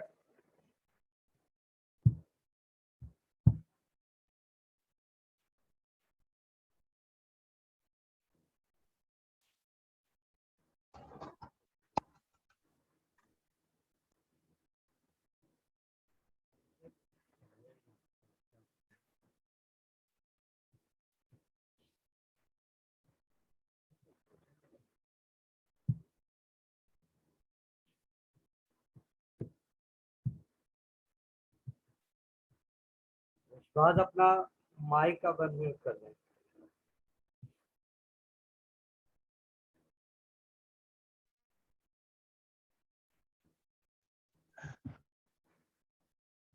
जी भाई, आवाज आ रही है सबको? जी सर, आपकी बात आ रही, लेकिन आपका नेटवर्क बहुत ज्यादा खराब है, बहुत ज्यादा डिस्टर्बिंग है। वीडियो बंद करने के बावजूद भी ये मसला नहीं होगा। जी ब्रदर, अभी आवाज आ रही है? जी अब आपकी बात आ रही है। जी, तो मैं बात कर रहा था कि ये तमाम बातें जो हैं, ये दुआ में वक्त गुजारने वाला कोई भी मर्द खुदा, बिलखसूस हम आते हैं अपने ज़माना में, जब खुदा ने हमारे ज़माना के लिए वादा किया था। दानिएल को उसने कहा कि तू अपनी राह ले, ये बातें आखिरी वक्त के लिए हैं। हम मोहरों के तलक से देखते हैं कि यीशु मसीह ने मत्ती 24 बाब के अंदर मोहरों को बयान किया, लेकिन जो 6 मोहरें हैं उनको यीशु मसीह ने बयान किया। 7वीं मोहर को यीशु मसीह ने वहां पर जो है वो बयान नहीं किया, क्योंकि 7वीं मोहर जो है वो खुदावंद यीशु मसीह की आमद और खुदावंद यीशु की है। क्योंकि पोशीदगी की दुआ जो है ये भी मुलाकात का एक पेशगी आप कह सकते हैं कि एक हिस्सा है, और ये इस मैसेज को कबूल करने वाला शख्स जो है वो दुआ की अहमियत को ज्यादा बेहतर समझ सकता है कि दुआ की अहमियत क्या है। यीशु मसीह को शागिर्दों ने पूछना चाहा कि ये बातें कब होंगी, और उन्होंने पूछा, फरिश्ते नहीं जानते न बेटा मगर सिर्फ बाप। तो ये बेसिकल 7वीं जो मोहर है वो हिडन थी। 7वीं मोहर यहाँ पर यीशु मसीह ने को नहीं बयान किया, यहाँ तक कि यूहन्ना को भी मना किया गया कि यहाँ पर 7वीं मोहर को बयान नहीं तहरीर करना, नहीं लिखना। और यूहन्ना जो है वहां पर सिर्फ ये देखता है कि आसमान पर जब वो खामोशी, आधे घंटे की खामोशी चाहिए है। तो फौरन से मैं दुआ से इस तरफ इसलिए भी आया हूँ, कुछ नेटवर्क भी प्रॉब्लम कर रहा है, और कुछ मैं उस बात को आपके सामने रखना चाहता हूँ कि कोई भी मर्द दुआ जो है वो किस कदर खुदा की उस तालीम को ज्यादा बेहतरी के साथ, नबी की तालीम को बेहतरी के साथ और ज्यादा कमाल दर्जे तक पहुंचने के लिए जो है वो सीख सकता और समझ सकता और उसमें अपने आप को देख सकता है, ये फकत मर्द दुआ ही कर सकता है। किसी शख्स की बहुत बेहतर स्टडी जो है या उसका इंटरनेट का बहुत अच्छा इस्तेमाल जो है, शायद उससे तो वो कमजोर रह सकता है, लेकिन कोई भी पोशीदगी में दुआ करने वाला, अलीशा का, एलिया का, हम देखते हैं कि ये सब पोशीदगी में दुआ करने वाले किस कदर खुदा ने जो है ये बड़े बड़े काम और सच्चाइयां उन पर जाहिर की। तो हम देखते हैं कि भाई ब्रैनम ने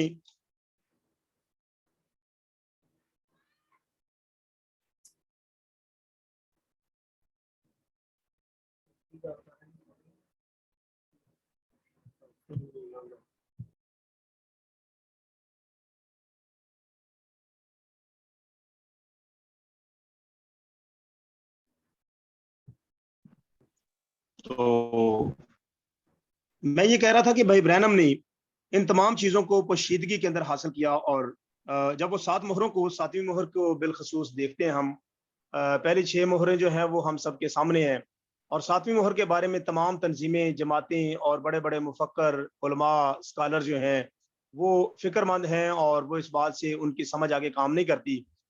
इवन के जो रूहानी स्कॉलर हैं उनमें से भी बहुत सारे जो हैं वो इस बात से बेखबर हैं।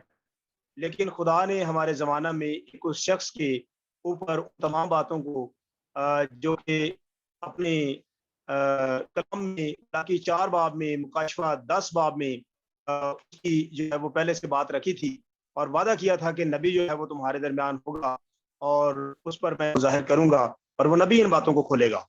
तो हम देखते हैं नबी का लाइफ स्टाइल क्या था। मेरा इस वक्त यहाँ पर बयान करना जो हूँ, मैं मोहरे नहीं बयान करने जा रहा, मैं कुछ ये बयान करना चाह रहा हूँ कि जिस नबी पर खुदा ने मोहरे खोली, जो सारी दुनिया से, तमाम आलमों से, तमाम अहले इल्म से, तमाम जो मुहक्किक हैं, जितने तहकीक कर सकते हैं, उन तमाम से ये बातें पोशीदा रही, उन तमाम से ये बातें जो है वो सीक्रेट रही, वो देख ना सके। नबी ने बड़ी खूबसूरती के साथ, बड़ी वजाहत के साथ उसने बात की। उसने कहा कि जो उलमा हैं, ज़हीन लोग हैं, उसने पहली मोहर के अंदर इस बात को किया। उसने कहा कि उसने, खुदा ने इस कदर सादगी से इन कामों को किया कि वो उलमा जो है वो स्कॉलर जो है वो उसकी तालीम को समझ ना सके। तो ये बड़े अक्लमंद और दाना लोग जो हैं उनसे उसने इन चीजों को पोशीदा रखा। लेकिन किसी मर्द दुआ, किसी मुतलाशी, किसी साफ दिल आदमी कर्नेलियस की तरह जो दुआ में मशगूल रहने वाला शख्स है, उस पर भेद खोला गया, उसको अगली रात दिखाई गई, उसको मुकाशफा उस पर जाहिर हुआ। यहाँ पर नबी जो है, नबी का लाइफस्टाइल आप देख लें, नबी अलहदगी में जाता है, नबी जो है वो बियाबान के अंदर चला जाता है, नबी जो है वो उसकी नेचर के अंदर, वो नबी कहता है फितरत मेरी बाइबल है, वो फितरती चीजों के अंदर जो है वो मशगूल रहता है, फितरती चीजों के अंदर मसरूफ रहता है। उसका जो मसरूफियात हैं वो जिस्मानी चीजें, जिस्मानी बातों की तरफ और जिस्मानी तौर तरीकों की तरफ नहीं है, बल्कि उसकी ना फिर वो ज्यादा लोगों की जरूरत में रहना पसंद करता है, बल्कि वो खिलवत में ज्यादा से ज्यादा वक्त में ज्यादा से ज्यादा टाइम जो है उसे गुजारा, जो आज इस भी मैसेज बिलीवर की वक्त की अहम जरूरत है। अजीजों, हम देखते हैं कि भाई ब्रैनम ने इन तमाम मोहरों को किस तरह से समझा, कहां पर ठहर कर समझा, और कहां पर खुदा ने उस कॉन्स्टिलेशन को, खुदा ने अलहदगी के अंदर जब वो फरिश्तों का झुरमट नबी के पास आता है तो नबी ने उस 7वीं मोहर को किस तरह से नबी ने बयान किया कि आसमान में जो 7 गरज की आवाजें हैं वो इस 7वीं मोहर को खोल सकती हैं। तो क्या हम इस बात पर वापस आकर थोड़ी देर के लिए देख सकते हैं कि ये 7 क्या है? 7वीं मोहर में खामोशी है, 7वीं मोहर में एक बड़ा काम होने जा रहा है। और आप देख सकते हैं कि जब यरू के गिर्द पहला चक्कर काटा गया तो कुछ भी नहीं हुआ, दूसरे चक्कर पर कुछ फर्क नहीं पड़ा, तीसरा, चौथा, 5वां, छठा, लेकिन जो ही 7वां चक्कर पूरा हुआ तो यरू की दीवारें गिर पड़ी। ये है 7वां, ये है आपका मकाम, ये है वो जगह जो नबी ने दुआ में, अलहदगी में फरिश्तों की खिदमत की तरफ से हासिल की।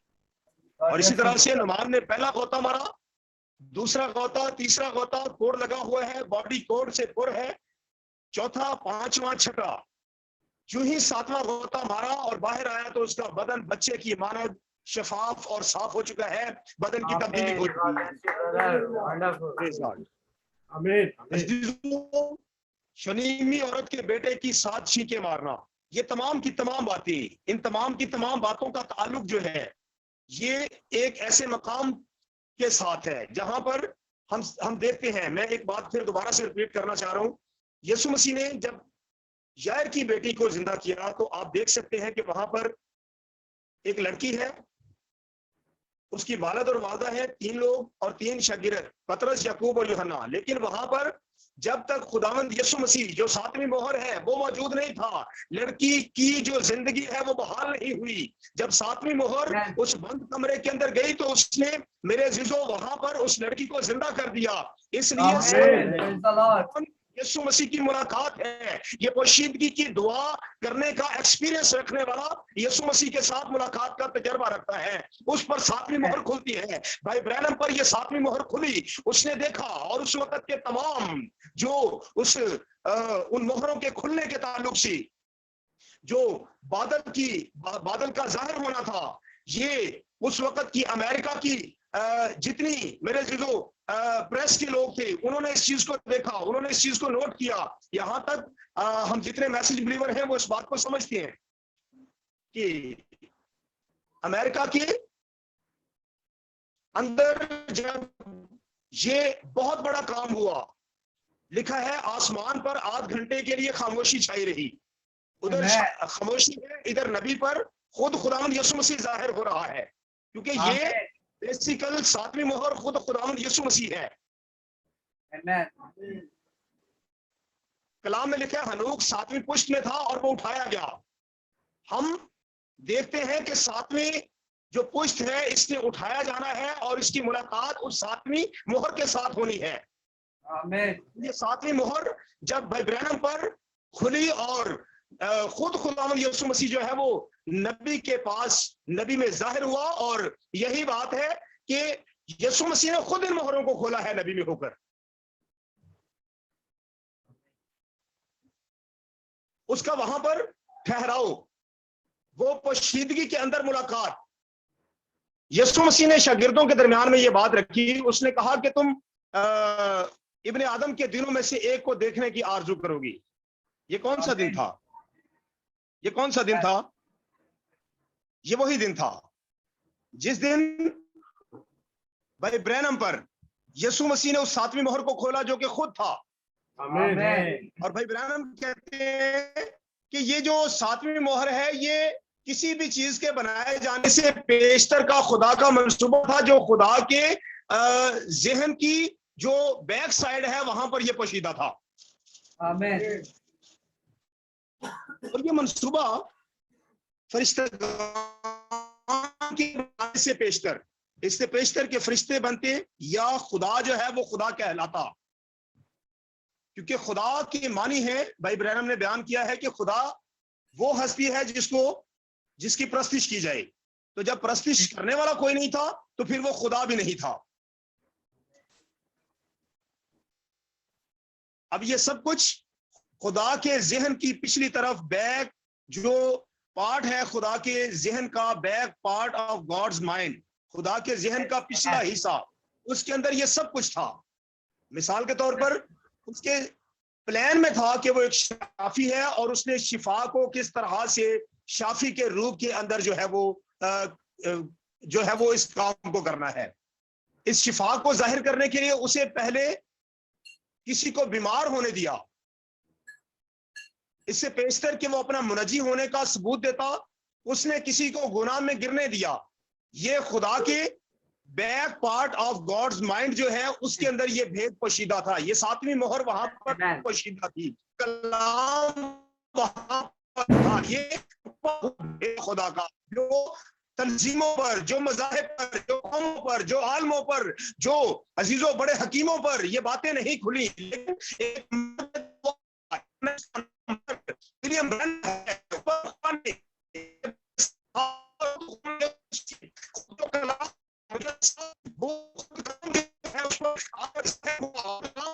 हमारे जमाना के अंदर काम किया, खुदा के सामने आया। और मेरे जीजो इसको सिर्फ और सिर्फ इसका एक्सपीरियंस कर सकता है जिसको पोशीदगी के अंदर खुदा के साथ मुलाकात करना हासिल है। और मैं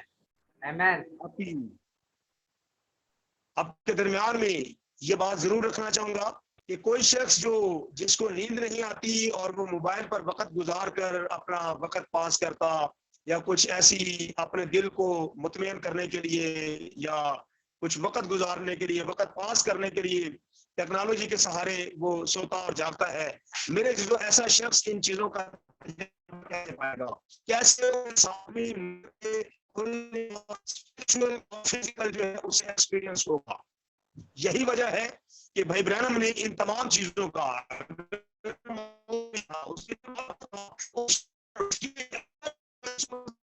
इब्ने आदम के दिलों में से एक को देखने की आरजू, इब्ने आदम के दिलों में से एक दिन जिसकी आरजू का वो ब्रदर ब्रैनम की बॉडी थी, जिसके अंदर यीशु मसीह जाहिर हुआ, जिसमें यीशु मसीह ने जो है वो खुद उन मोहरों को खोला, और 7वीं मोहर जो पोशीदा थी उसको खुद खुदावंद यीशु मसीह ने खोला। लेकिन क्या आप देख सकते हैं कि खुदा किसके जरिए से काम कर रहा है? एक ऐसे नबी के जरिए से जो मर्द दुआ है।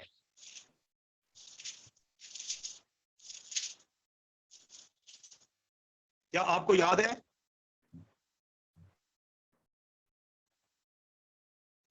क्या आप सब मेरी आवाज को सुन सकते हैं जी?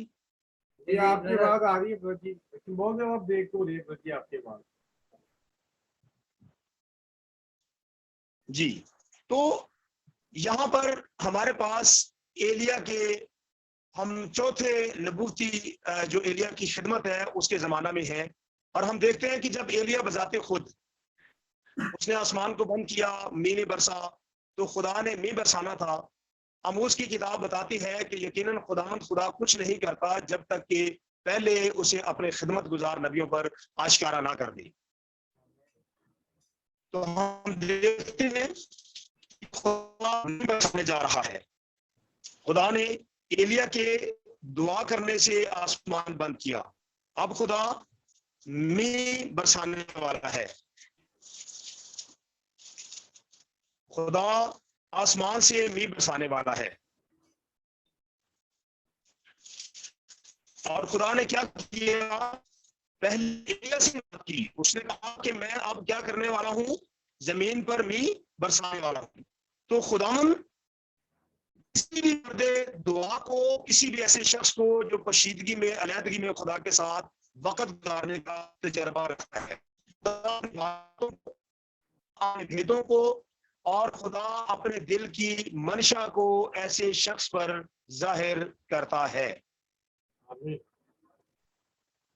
मिसाल के तौर पर दानियल को आप देख सकते हैं कि दानियल के ख्वाब बताने के लिए दानियल खुदा के हुजूर में, अलहदगी में खुदा के हुजूर झुका और उसने खुदा से दुआ की, और वहां के जितने साहिर थे, नजूमी थे, उन्होंने कहा कि इस तरह का जो हल है वही शख्स बता सकता है जिसकी सुकूनत आदमियों के साथ ना हो, जिसकी रफाकत आदमियों के साथ ना हो, जिसकी रफाकत खुदा के साथ हो। तो अजीजों, हम देखते हैं कि खुदा के साथ रफाकत कर रखना उसका वाहिद जरिया दुआ है, और दुआ के लिए बेहतरीन तरीका जो खुदावंद यीशु मसीह ने हमें पैटर्न बताया वो ये है, पोशीदगी में कोठरी में जा, दरवाजा बंद कर और पोशीदगी में दुआ कर। तो भाई ब्रैनम ने इन तमाम चीजों को एक्सपीरियंस किया। उन्होंने 7वीं मोहर को बयान किया। उन्होंने कहा यह 7वीं मोहर खुदा के ज़हन की जो पिछली तरफ खुदा का मंसूबा था वो जाहिर हुआ, और वो खुद खुदावंद यीशु मसीह था। और भाई ब्रैनम का पैगाम है, Christ is the mystery of God's reveal, मसीह खुदा के ज़हूर का भेद है। उसके अंदर वो कहते हैं कि ये 7वीं मोहर खुद खुदावंद यीशु मसीह था और ये खुद कलाम था। आमीन। कहते हैं कि आप कलाम के किसी हिस्से को पढ़ते हैं, किसी आयत को पढ़ते हैं, अगर आपको किसी आयत में खुदावंद यीशु नजर नहीं आता तो दोबारा पढ़ें, इसलिए कि हर लफ्ज के अंदर 7वीं मोहर छुपी हुई है। हर लफ्ज के अंदर, हर जगह पर, हर आयत के अंदर 7वीं मोहर जो है वो अपना आप दिखा रही है। 7वीं मोहर जब इब्राहिम के पास आई तो उसने इब्राहिम के साथ वादा किया। 7वीं मोहर जब आपके पास आती है तो आपको उठाए जाने का ईमान अता करती है। जब 7वीं मोहर किसी के पास आती है तो वो उसको उसके जमाना के पैगाम के साथ बांध देती है, फिर वो अपने जमाना के पैगाम से भाग नहीं सकता। जब किसी पर 7वीं मोहर खुल जाती है तो मेरे अजीजों फिर वो अपने जमाने की आवाज को छोड़कर किसी और तरफ नहीं जा सकता। उसे दुनिया का कोई खजाना, दुनिया की कोई दौलत, दुनिया का कोई लालच, दुनिया का कोई ग्रीड, कोई चीज जो है वो उसे मेरे जो अट्रैक्ट नहीं कर सकती, इसलिए कि उस पर 7वीं मोहर खुल चुकी है। जब किसी पर 7वीं मोहर खुल जाती है, जब किसी को 7वीं मोहर के साथ मुलाकात का एक्सपीरियंस हो जाता, उसके साथ मुलाकात करने का, पोशीदगी में, दुआ में ठहरने का वक्त मिल जाता है, तो मेरे अजीजों फिर वो दुनिया के किसी भी कीमत पर बिक नहीं सकता, इसलिए कि उसकी मुलाकात 7वीं मोहर के साथ हो चुकी है। और अजीजों, हमारे इस जमाना के अंदर 7वीं मोहर खुल चुकी है और ये बात जाहिर हो चुकी है कि ये 7वीं मोहर जो है ये कोई ऐसी चीज, अलग सी चीज नहीं थी। ये वही मुजस्सम कलाम जो हमारे दरमियान में रहा, ये वही कलाम, ये वही खुदा का प्लान जो खुदा के माइंड की बैक साइड पर था, back part of the gods mind, खुदा के दिमाग की, खुदा के जहन की पिछली तरफ, वो जो खुदा का पोशीदा मंसूबा था वो खुदा ने खोल कर, देखिए मैं आप सबके सामने एक हवाला रखना चाहता हूं। पौलुस ने कहा अब हमें आईना में धुंधला दिखाई देता है। क्या आप देख सकते हैं कि पौलुस जिस जमाना की बात कर रहा है, पौलुस पहली सदी के अंदर बात कर रहे हैं। आमीन। और पहली सदी के अंदर पौलुस ने कहा कि हमें आईना में धुंधला दिखाई दे रहा है। क्या आप देख सकते हैं कि भाई ब्रैनम जो 7वें कलीसियाई जमाने का प्याम्बर है, पौलुस के जमाना में ये धुंधला दिखाई दे रहा था। पौलुस के जमाना में ये वाज़िह तौर पर दिखाई नहीं दे रहा था, लेकिन भाई ब्रैनम की खिदमत में ये वाज़िह तौर पर नजर आ रहा है। अब ये धुंधला नहीं, अब ये खुलकर हमारे सामने जाहिर हुआ है।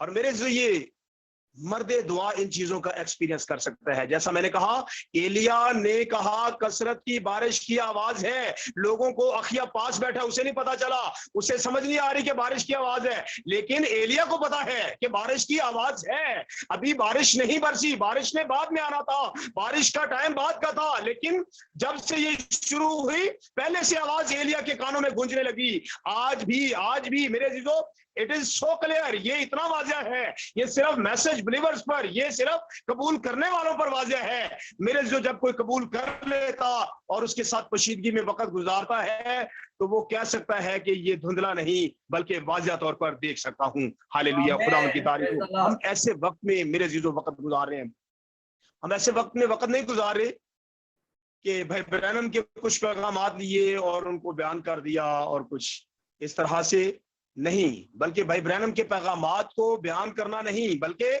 कबूल करके करना और फिर उन पैगामात का पर्सनली एक्सपीरियंस करना। हम एलिया के प्रैक्टिकल लाइफ को देखते हैं, के प्रैक्टिकल लाइफ को देखते हैं, भाई ब्रैनम की प्रैक्टिकल लाइफ को हम देख रहे हैं कि किस तरह की है।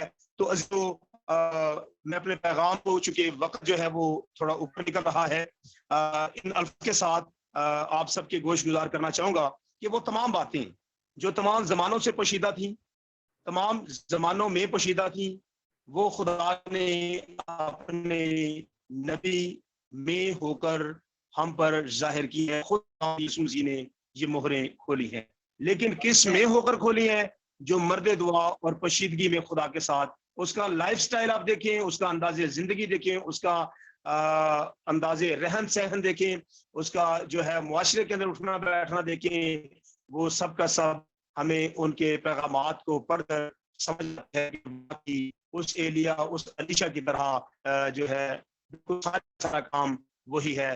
तो खुदा फल अदा करे कि हम अपने भाइयों के लिए दर्द के साथ दुआ कर सकें।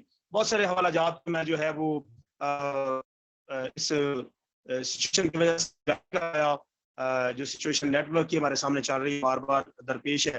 तो आप सबसे रिक्वेस्ट करूंगा कि जरूर हम अपने भाइयों के लिए, जरूर हम अपनी उन कलीसियाओं मुख्तलिफ शहर के अंदर बड़े पैमाने पर या छोटी सतह पर काम कर जो है वो लिए हाथ उठाने में अपना जो है वो किरदार अदा किया नहीं। और मैं आपका भाई होते हुए, आपका हम ईमान भाई होते हुए और उसी प्याले में से पीने वाला भाई होते हुए जिसमें से आपको पिलाया गया है,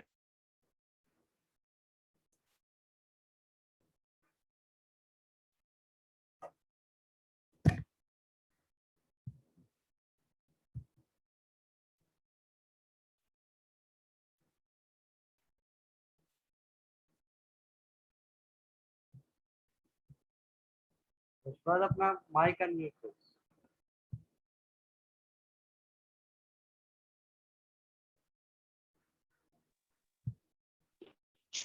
तो क्या आप सब मेरी आवाज को सुन सकते हैं? जी बहुत शुक्रिया, बहुत शुक्रिया जी। तो मैं ये रिक्वेस्ट करना चाह रहा था कि हम जितने मैसेज के चर्चेज हैं, यकीनन आप सब भाई जो हैं उस बात पे दर्द रखते ही हैं। हम जरूर जो है वो अपने आप को खुदावंद में दुआ में और ज्यादा जो है वो वक्त दें, ताकि हम अपने भाइयों के लिए, उन तमाम मुकद्दस ईमानदारों के लिए और सीड के बीज के उस आखिरी हिस्सा के लिए भी खुदावंद के हुजूर में दुआ कर सकें, ताकि जो ही उस आखिरी हिस्सा ने अंदर दाखिल होना है तो उस सातवीं मोहर की आमद मुमकिन होनी है और फिर इस तरह से दुल्हन और दुल्हे की आपस की मुलाकात जो है वो मुमकिन है। तो खुदावंद आप सबके साथ हो। नेटवर्क जो मेरी तरफ से है उसके लिए मैं आप सबसे बहुत ज्यादा माजरत खा हूँ, क्योंकि कुछ बाय चांस इस तरह से हुआ। तो भी इन तमाम बातों के लिए हम अपने खुदावंद का शुक्र अदा करते हैं कि खुदा ने मुमकिन किया कि हम नबी की उस जिंदगी को देखें, उन मुकद्दसों की जिंदगी को देख सकें, अल्लाह के नक्शेकदम को देखें और याकूब रसूल के बात को देख सकें कि रास्तबाज की दुआ के असर से बहुत कुछ हो सकता है। खुदा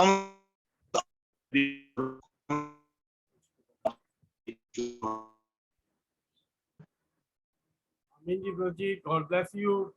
आप सब सुन रहे थे पास्टर शबाज को, जो कि सरगोदा से हैं। उन्होंने आज हमारे साथ कलाम खुदा को शेयर किया है, और उनकी तरफ से नेटवर्क की जो प्रॉब्लम थी उसके लिए मैं भी आपसे माजरत रहा हूँ। शायद आपको थोड़ी सी सुनने में प्रॉब्लम आई हो, लेकिन खुदावन के बंदा ने जो हासिल कलाम था वो यही था कि आज हमें भी एक दूसरे भाई के लिए और एक दूसरे चर्च के लिए, अपने लिए, दूसरों के लिए खुदा के साथ शख्सी मुलाकात करनी है, खुशीदगी में मुलाकात करनी, ताकि हम उनको इस पैगाम के वसीला से जो आखिरी वक्त का पैगाम है, उन भेदों को जो खुदा उनके बंदा के वसीला से हमें मिले हैं, हम उस पैगाम के साथ जो रैप्चर ईमान का पैगाम है, उठाए जाने का पैगाम है, हम इसी के साथ एक होने वाले बन सकें।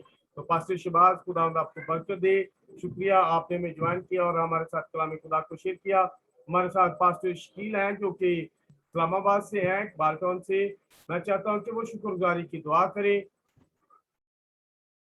आज के सारे जो भाई मुख्तलिफ जगहों से जुड़े हुए हैं, पास्टर शकील आप मेरी आवाज सुन रहे हैं तो अपना माइक ऑन कीजिएगा।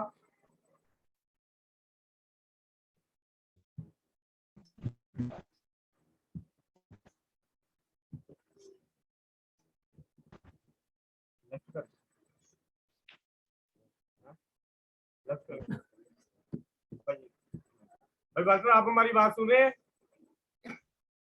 अगर आप हमारी बात सुने तो अपना माइक ऑन अनम्यूट कीजिएगा, ऑन कीजिएगा और शुक्रगुजारी की दुआ कीजिएगा। खुदा आज तेरे बंदा ने जी खूबसूरत पैगाम जो हम सब के लिए शेयर किया है कि हमें पोशीदगी में खुदा के साथ मुलाकात करने की जरूरत है।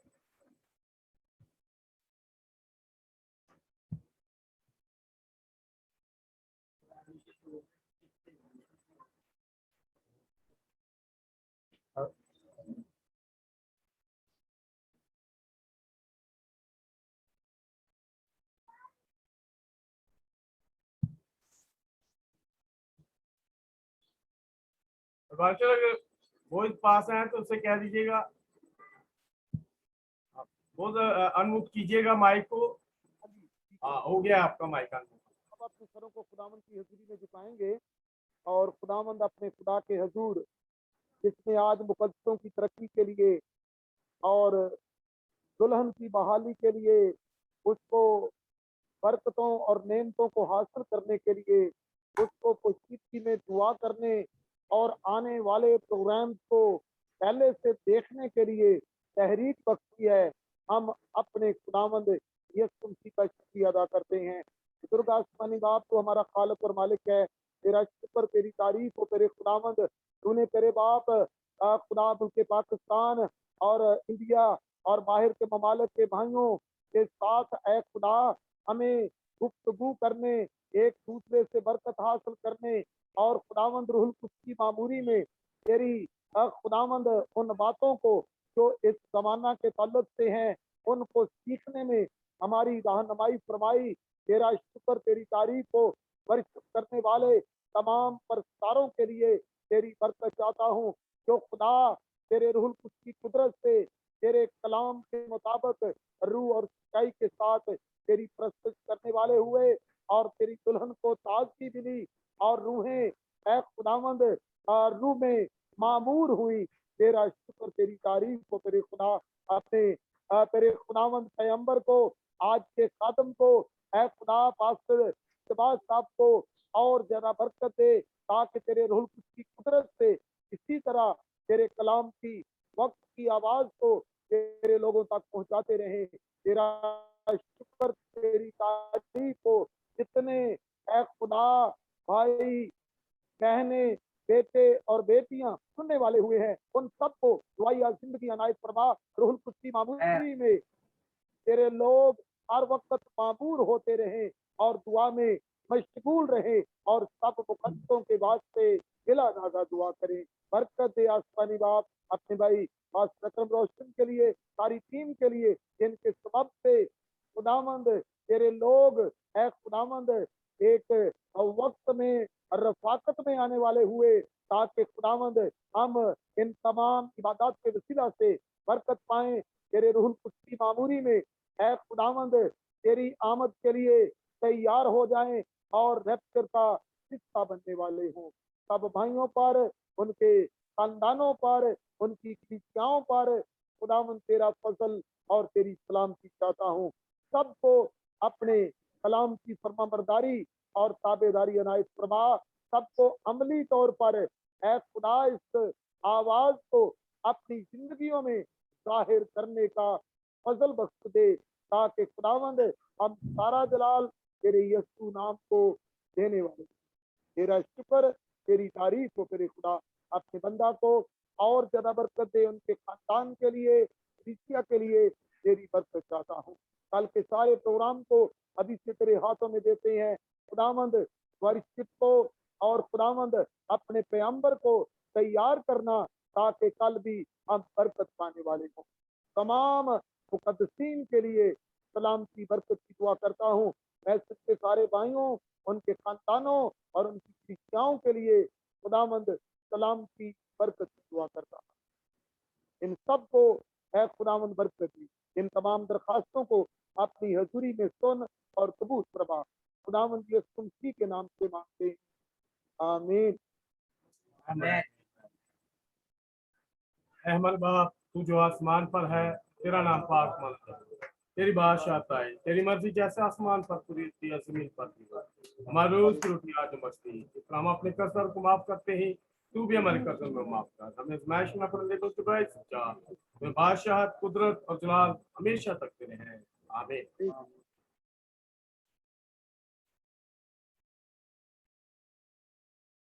मैं तमाम भाइयों का बहुत बहुत तहे दिल के गहराइयों से शुक्रगुजार हूँ कि आप साहब ने हमें ज्वाइन किया और आज की मीटिंग को फिर हमने सुना और बरकत पाई। और मैं कल की मीटिंग को अनाउंस करना चाहता हूँ। कल हमारे मैसेंजर जो है, कल जो हमें पैगाम सुनाने वाले हैं भाई जिब्रान गिल हैं, जो कि यूके से हैं। और कल की मीटिंग में जो साइश करने वाली टीम है, पास्टर वाल्टर जी के चर्च के लोग हैं, भाई हिस्कियल बोस, वो और उनके साथ उनकी क्वायर होगी। कल वो हमारे साथ साइश करेंगे और कल मीटिंग का टाइम 7 बजे का है और लिंक यही यूज होगा। और मैं आप सबका शुक्रगुजार हूँ कि आपने हमें ज्वाइन किया। मैं आपका माइक खोल रहा हूँ ताकि आपका शुक्रिया आपको कह सकूं। भाई गिल साहब,